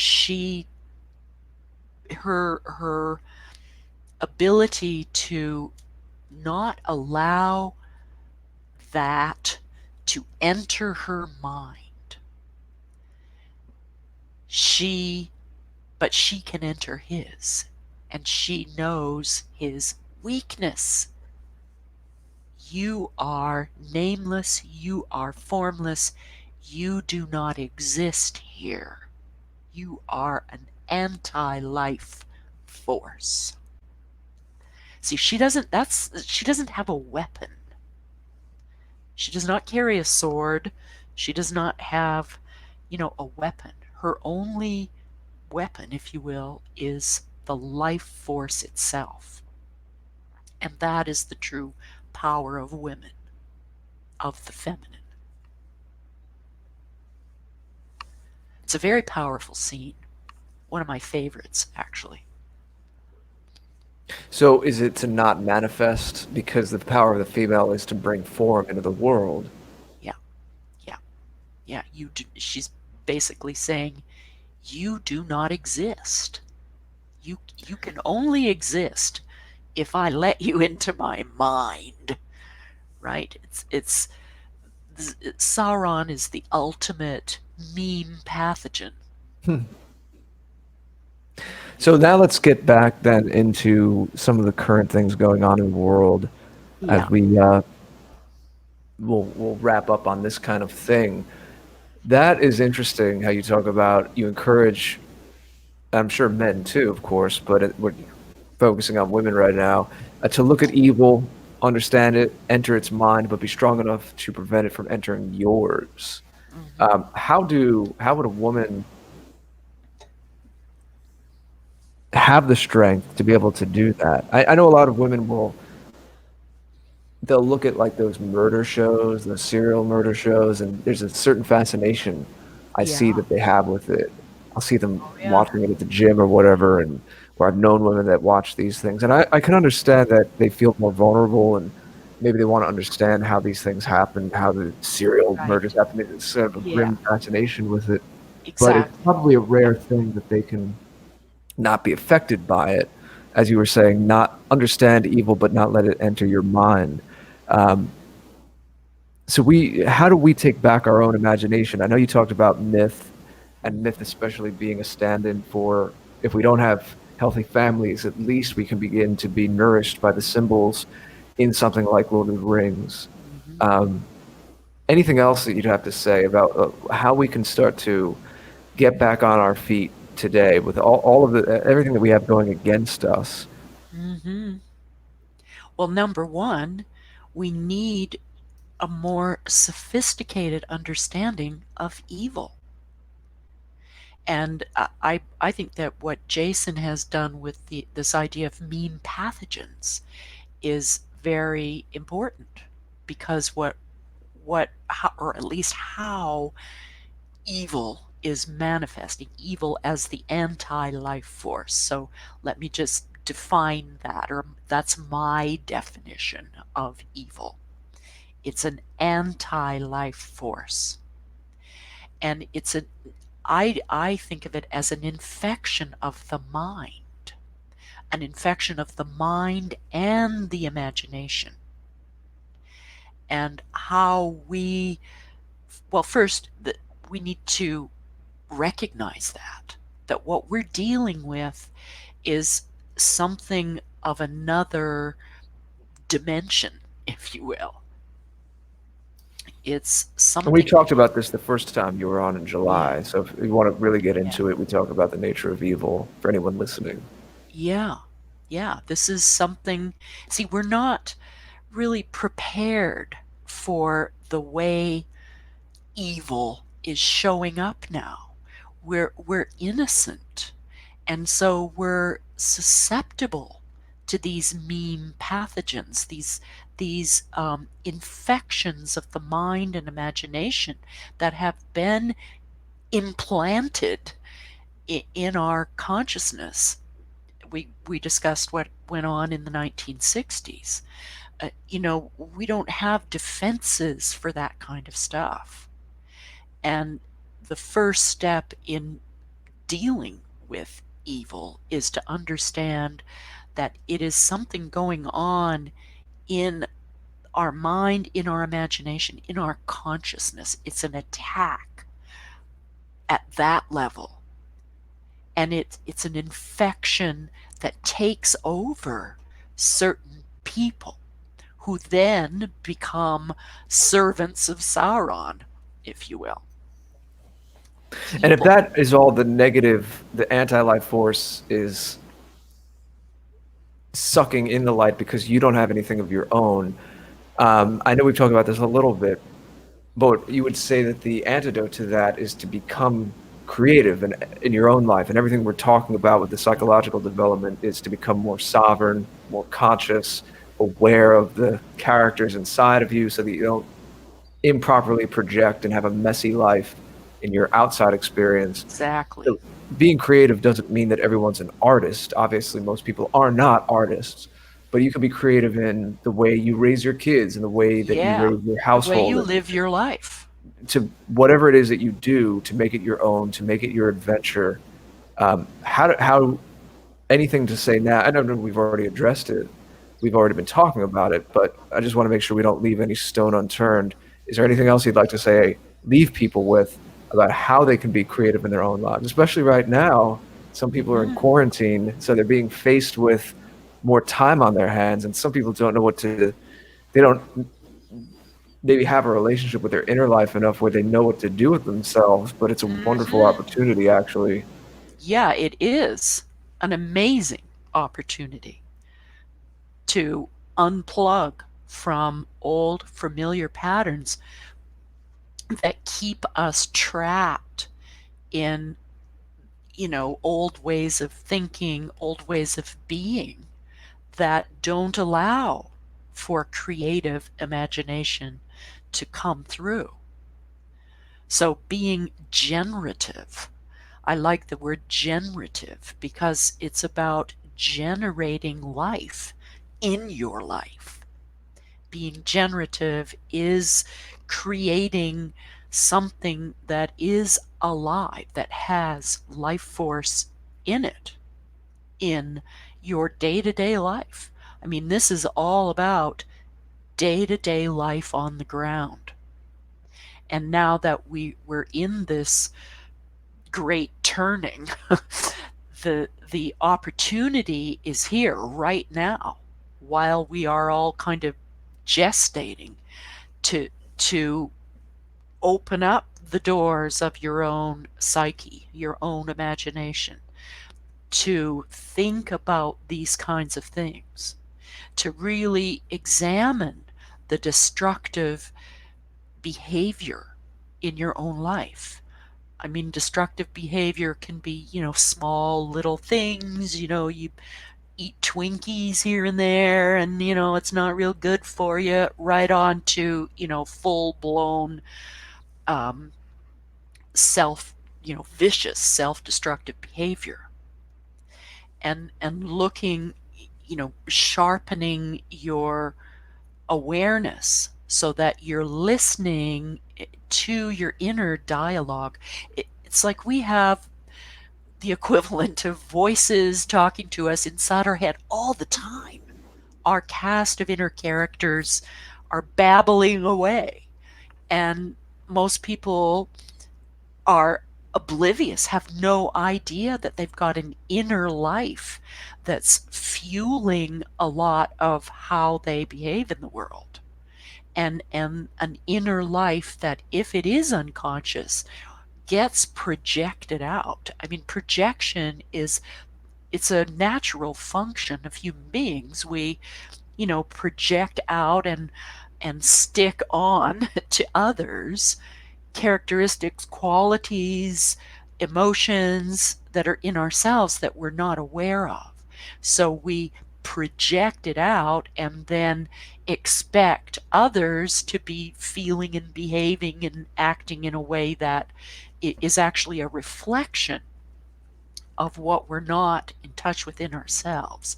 So even, just considering that possibility, that projection is going on all the time. We see in the other not only what we dislike or abhor in ourselves, but we also project some of our greatest gifts. So people who, for example, idealize movie stars or sports, people, are actually seeing in those others what is in themselves that they haven't realized. So just thinking about that, and when you're out and in your life and in your relationships, just to notice what kinds of feelings come up as you interact with certain people, because there will be certain people who really push that button. And there'll be this strong emotional reaction, like, oh, I hate that person, or oh, I just adore and love this movie star. To just pause there and say, oh, that's interesting. I wonder what it is about that character that I dislike so much or love so much about somebody who you may barely know. Right? Oh, yeah. It's amazing the relationships people have, the imaginary relationships with celebrities. Yeah. Right. So back to this idea of how do we stand up to evil? Well, number one, we need to know that evil exists, that there is an anti-life force, and the way it's showing up for us right now is in this infestation, this mean pathogen infection that has taken place within all of humanity. But for our purposes here, we want to understand how has this happened in the men and women of the West, and how can we, by knowing that it's there, take that step back and begin to think about how can we deal with this? And Jason, I think your term is meme curatives. And maybe you could talk a little bit more about what that means, because I think that's a good terminology for how we can wield the light. I mean, the light is consciousness, awareness, and the life force is free to express itself when we are conscious that, number one, there is a life force that is feeding us, and it's all around us. It comes from the whole universe. And when we can plug into that and draw sustenance from that, then that can be used to challenge these mean pathogens, this anti-life force that creeps in bit by bit, in tiny ways every day, and operates primarily through projection. Because if we're projecting stuff out all the time and we don't have a sense of selfhood, that is, that there is an inner life, and the whole notion of kingship and queenship is that there's some kind of a sense of this balanced relationship between this mature masculine and mature feminine force, that when we can conceive of it as an inner structure, an inner construct, then we have some power to, first of all, notice when things are not right, and we're confronting this infection, which, by the way, this coronavirus thing, I think, is symbolic. So the degree to which this pathogen is spreading around the globe is a metaphor for what is happening in the psyche, in the human psyche. That there is a massive infection that is spreading around through the consciousness of people, or the lack thereof. And if we, go ahead. I was just saying, very well said. I mean, it's really, you're speaking to the philosophical underpinnings, to the pragmatic work that we do in Going Free, precisely. And folks get a glimpse then at the depth.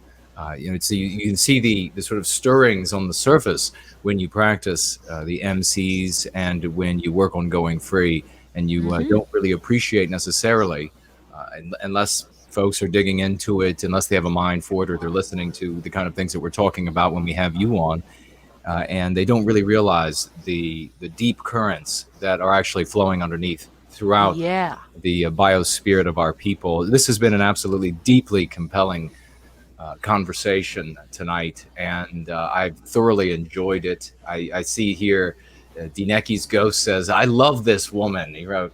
But we have some super chats to get Wonderful. to. Yeah, I'm dying to hear what everybody is experiencing and what's getting stirred up, because and if I may say, anyone who is enjoying this, we don't beg and ask you a lot, but please do share this around. We believe in what we're doing, and we're going to do this regardless. But in certain ways, this is not as spreadable on Twitter and social media as some of the more low-hanging fruit stuff. No. We know that we have to assess our enemies, understand there are people who are working against us, and we do speak to that, and we support people who are speaking about that. But the thing that takes a mature person, and we demand that our audience is mature, and this is not going to land on everyone, is that so many of the issues that we have in the West, we have to look in the mirror. A lot of people don't want to hear that. I know. But our enemies wouldn't have the power that they had over us and be able to manipulate us in the first place if we kept the light of the awareness that Loralee is talking about in the first place. So again, that's not to say we don't understand the game, we don't understand our enemies, we put our head in the sand like ostriches, not at all. But we try to go the extra layer and understand our own being. That's a tougher sell. That a lot of the peanut gallery out there is not going to want to hear that. They're just going to want to blame all those other groups and keep it just at that level. So if this is hitting you, please do share this around. Share this with someone in your life that you think might benefit from it. Because we're trying to do work on all the different levels here, Jason and I. We have to do work on all these levels. That's what will help us go free. Amen to that. Let's get to these super chats. We got about 10 more minutes to answer some questions and get to your financial gifts, rather. And so if you have them, please tag me, tag Jared, and we will try to get you in before we wrap up tonight. We have over here on Cash App, Zero Talon, super chatting $2 or financially gifting $2. Thank you much, dear friend. And writing, I had one of my flying dreams last week. Ah, wonderful. So thank you very much for that, Zero Talent, and coming back again with another $2 gift and writing, welcome back, Loralee. Oh, thank you. Thank you so much, Zero Talent. And 41 BMC, financially gifting $12 on Cash App as well. Thank you very much, good friend. And writing here, absolutely fantastic guest, Hales.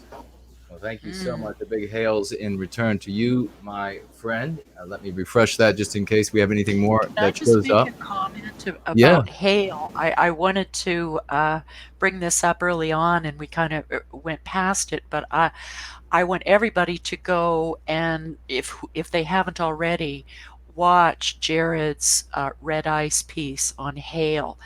It's so powerful because in one word, one sound is a whole story that goes back probably thousands of years.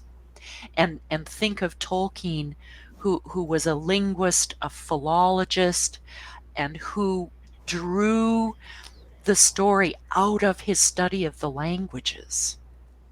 So if one word, one sound can bring forth that kind of imagery, just think about how much is in this Lord of the Rings epic myth.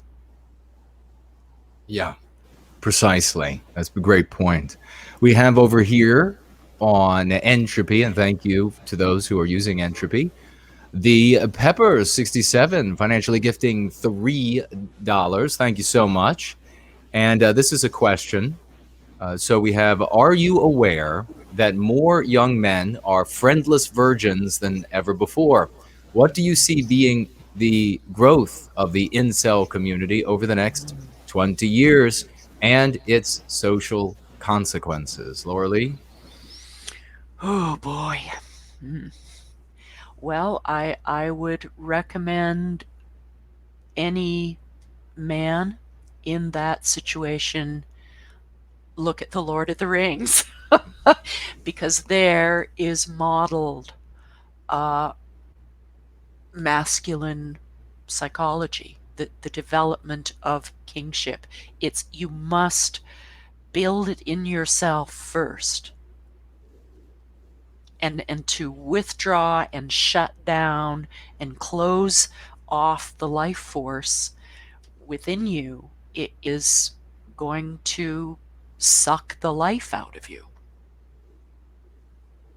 And how all of this will manifest in the next 20 years, I don't know. I will say, though, that the story itself tells us what happens in the end.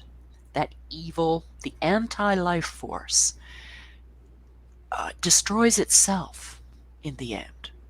The question is, how much damage, how much destruction is going to take place from here to there? We can diminish the amount of damage and destruction by thinking about these things in a different way, by looking inside, by looking into mythology and dreams and symbolism and these archetypes, and understanding these things will open your imagination. It will open the life force in you and activate the creative power. Very well said. And thank you, the Pepper 67, for the question and the financial gift. We also have a financial gift from the great Irish Ice, doing great deeds for us. And a big, just in the name of Irish Ice, I want to acknowledge everyone out there who has, prior to the spread of the disease, please be careful, everyone. When you go out, remember to protect your eyes, nose, and mouth. But in the name of Irish Ice, everyone who has gone out and dropped leaflets and stickers and spoken with people on street corners and at bus stops, thank you all for that work for White Wellbeing. And financially gifting $3 here, writing a couple of good chants here. Raped white children bleed and cry. Evil diversity needs to die. Anti-whites are full of hate. Let's all team up and close the gate. Hail Spear. Love you all, Kip. Well, amen to that. Thank you so much, Irish Ice. Kip as well, brother. And we have here in the questions widget, Roy Danton passing a question over. Oh, and I would like to thank Justin Lee, who contributed a diamond's worth of points over on D Live. Thank you for letting me know about that. The man with one of the greatest beards in the white positive sphere. But Roy Danton carrying over a question from D Live. Thank you very much for that, Roy. And the question is from Kosher Certified, and it writes here, women, is that the Kosher Certified? Great guy. Women seem to be natural cooks in the family kitchen, but we rarely see them in restaurant kitchens as chefs. Why is that, Loralee? Well, that's interesting. I don't know. I mean, perhaps it has to do with the women having those skills, not learning those skills early in their life, not feeling attracted to going in that direction career-wise. I would just say, men and women, learn to cook, learn to make food. I always like to say that the road to enlightenment is paved with food. Good food. It's like an incredible blessing. I mean, food is like the ultimate blessing. And it is the ultimate feminine nurturing and nourishing. So if you are a man or a woman, the better you are at creating delicious, nourishing food, the more you will be in touch with the life force within yourself. It will heal your body, it will heal your soul. And teach your children. Encourage everyone you know. And now that we're all cooped up and not able to go out, to fast food and whatever, to learn how to create delicious food. It's the best thing ever. Yeah. And I would nourishing and creative. To Coach Certified's question, I would just say cooking for your family and working in a restaurant are two different things. That's right. Yeah. Even though it's cooking, I can understand why a lot of women would not want the stress of working in a kitchen at a restaurant. Not at all the same thing as being in your home and cooking for your family. Yeah, well, precisely. Yeah, one's taking care of the family and the other's working for a living and having to go out into that awful environment and bring it home. I remember as we wrap up here, I remember back in high school, I used to dig at the teachers, and I would say, hey, if the lady wants to work, I'll sit home, and she could work all day long in that miserable job. She could swing in a hammer or sit in a cubicle and see how long she enjoys that type of environment. Let's see. We have a final financial gift here, and thank you very much from Blue-Eyed Bear. Thank you so very much. Writing, fantastic stream. Thank you all for the respite. Of course, that's going to be the respite from the endless talk about the coronavirus. And financially gifting $50, 50. Thank you so very much, Blue-Eyed Bear, for that financial gift. Well, tonight, big thanks. A big thanks. Tonight has been absolutely exhilarating, and I cannot wait. It's always been a thrill for me to have Loralee on, because it helps us to really, as I was saying earlier, talk about the philosophical underpinnings of the very pragmatic work that we have to do things that are far more important than, as Mr. George was talking about, some of these trivialities, the low-hanging fruit that is able to garner a great audience, a great many of eyeballs, but not really any substance there. And so give me one good man or good woman for 10 or 20 of these flaccid, vapid individuals any day. So Loralee, I would like to get as we wrap up here tonight, your final thoughts on everything we talked about tonight, and what you are working on next, where folks can find you. And of course, we are going to be placing your links up on our websites afterwards, so folks can follow those trails back. And I think there are probably some in the live chat as well. Follow those trails back to you. But your final thoughts, and I think that we will go to this picture I found as you give your final thoughts, and Mr. George his, it's from Lord of the Rings, and it is a really picturesque way to say no more to the anti-whites, no more anti-whiteism. This is the end of the line for you. We are building the wall. And that's a nice border. Well, that is our heritage. That's what has been lost. And we are here to recover that. And not only just recover it, but bring forth the majesty of what our ancestors created. And I think Tolkien did a fantastic job in his myth. And you too, Jason. And I wanted to mention this earlier, that what you did with Prometheus Rising is an adjunct to Lord of the Rings.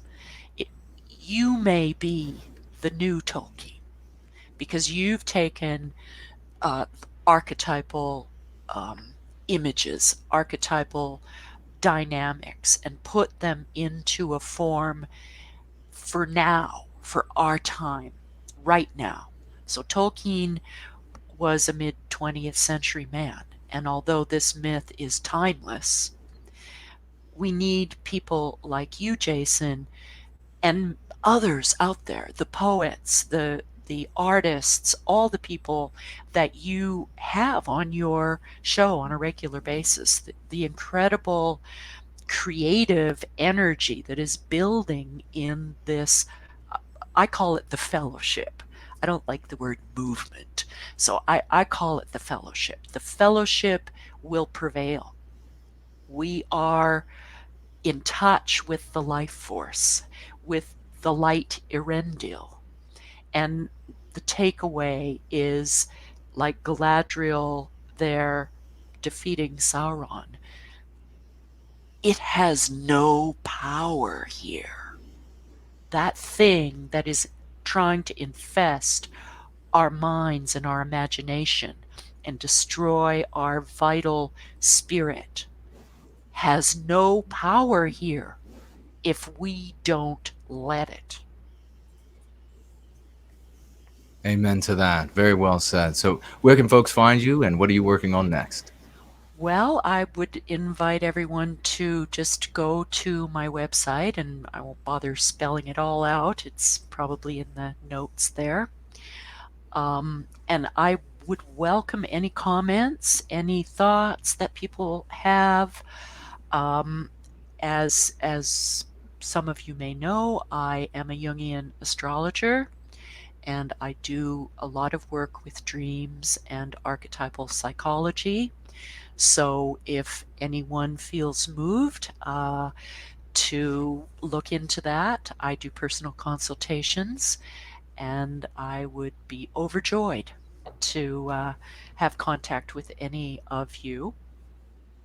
And my next episode, the final one in the series, I'm going to be looking into the science of light, trees, and animals in Lord of the Rings.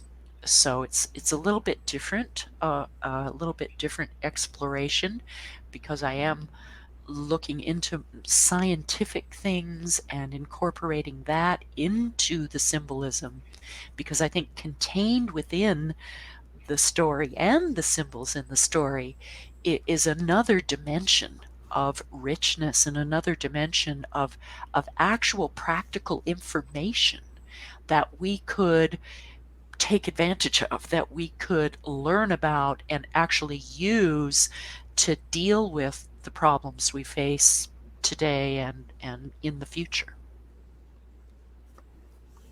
Magnificent, and I cannot wait to have you back again. We'll make it as soon as possible. Mr. George, your final thoughts, sir, and where can folks find you? Well, we have a woman named Samantha whose father has a first edition of Lord of the Rings. Oh, I thought really? that was very cool to learn in the chat. What And a yes, treasure. we'll have you back on, Loralee, when you finish your last piece, as you were just saying, and perhaps other Thank panel streams as well. Who knows? I would love that. Yeah. Who knows? Yeah, I think that it'll be a while before the next episode comes to pass, but I'm excited to carry on with it, and I'm so grateful to both of you and to all of your listeners, both present and future. So Well, thank blessings you. to all of you, and may the light Erendil be with us all. Indeed. And we are the fellowship. We're the inner part of the movement here, the inner chamber, the fellowship. And anyone who's just listening or tuning in, Loralee's work is very high quality, very high production value. And as we're recording this in late March of 2020, she had just released her 2 parts on the female characters. So yeah, there will be some time as she lovingly crafts this next one on light, trees, animals. Sounds fascinating and right in tune with our instincts as Western kind, as peoples of European descent. Because remember, all of these symbols and things that look so familiar to us, the way the characters look, the landscapes, the way they dress, everything has a ring of familiarity to it because it is ours. And it's alive in our imagination.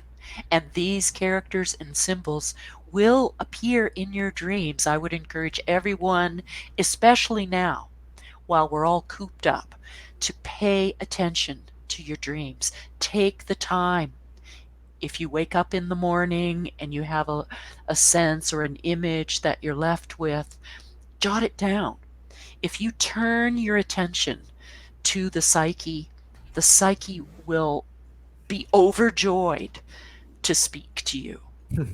I can certainly you will attest to find that. these characters in yourself. They'll be wearing different costumes, but these are dynamic energies within you.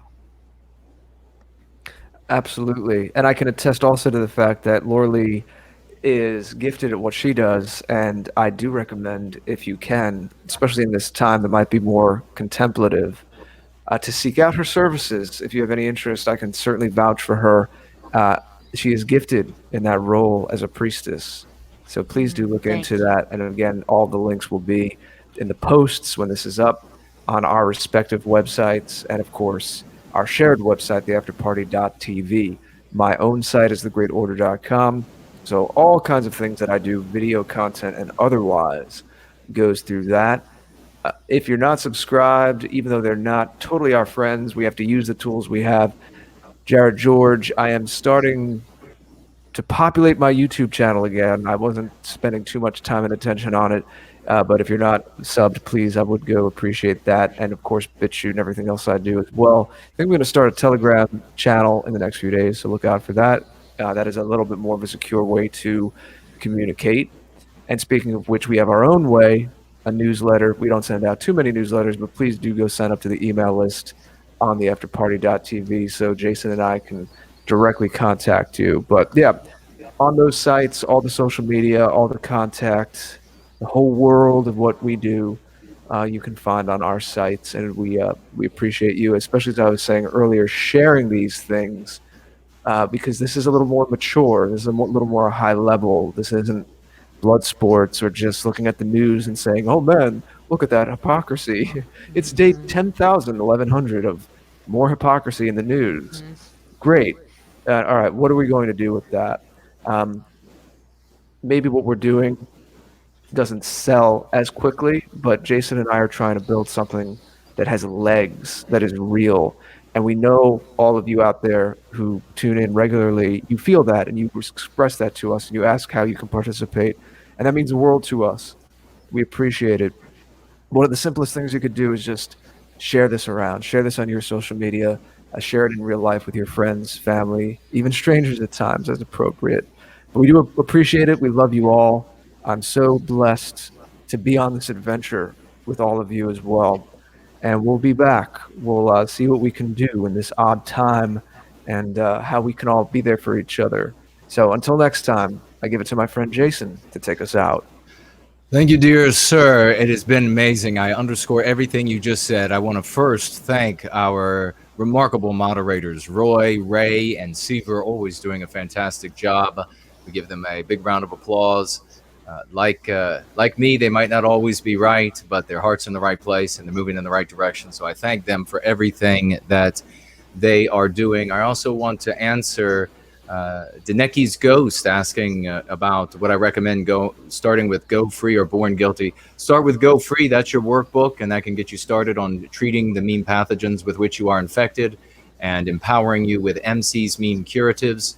You can begin exercising these things and then move over to Born Guilty and imbibe all of the information there that you can that will further empower you. Jennifer P., are you talking about not remembering the statues? This was right. They're in the first movie. Yes, Underhill was saying that about the statues on the screen that I have right now, that they're in the movie, but the people aren't in the movie. I have to watch the movie again. I want to give a spotlight to some folks I saw in the chat. I saw Like Comedies. I saw Full Moon Ancestry and Western Crusader. I also saw Emily out there. Hello to you, dear lady. Greek American, wonderful seeing you as well. And Hansa wrote in the chat, and I love this. He says, Fellowship of White Wellbeing sort of has a ring to it. And he has ring in quotes. Very well done. I also saw Promethean Fellowship from Dan. I like that. Oh, yes, a Promethean fellow. Yes, that's also good. Fantastic. Bright people here. But folks, don't go anywhere. We're getting ready to shut down Tap for the night. We're going to tap out, as we are wont to say, because we are as witty as ever.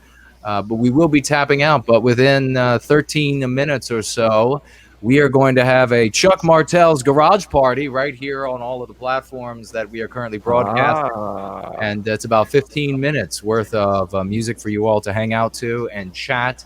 So we hope we will see you there. And then after that, we will be on to the rest of the week, going free on Sunday and everything else that we have going on. But it's been blissful, truly blissful tonight. What an incredible show this has been. And love you all. Please be safe. And we look forward to seeing you all again next time.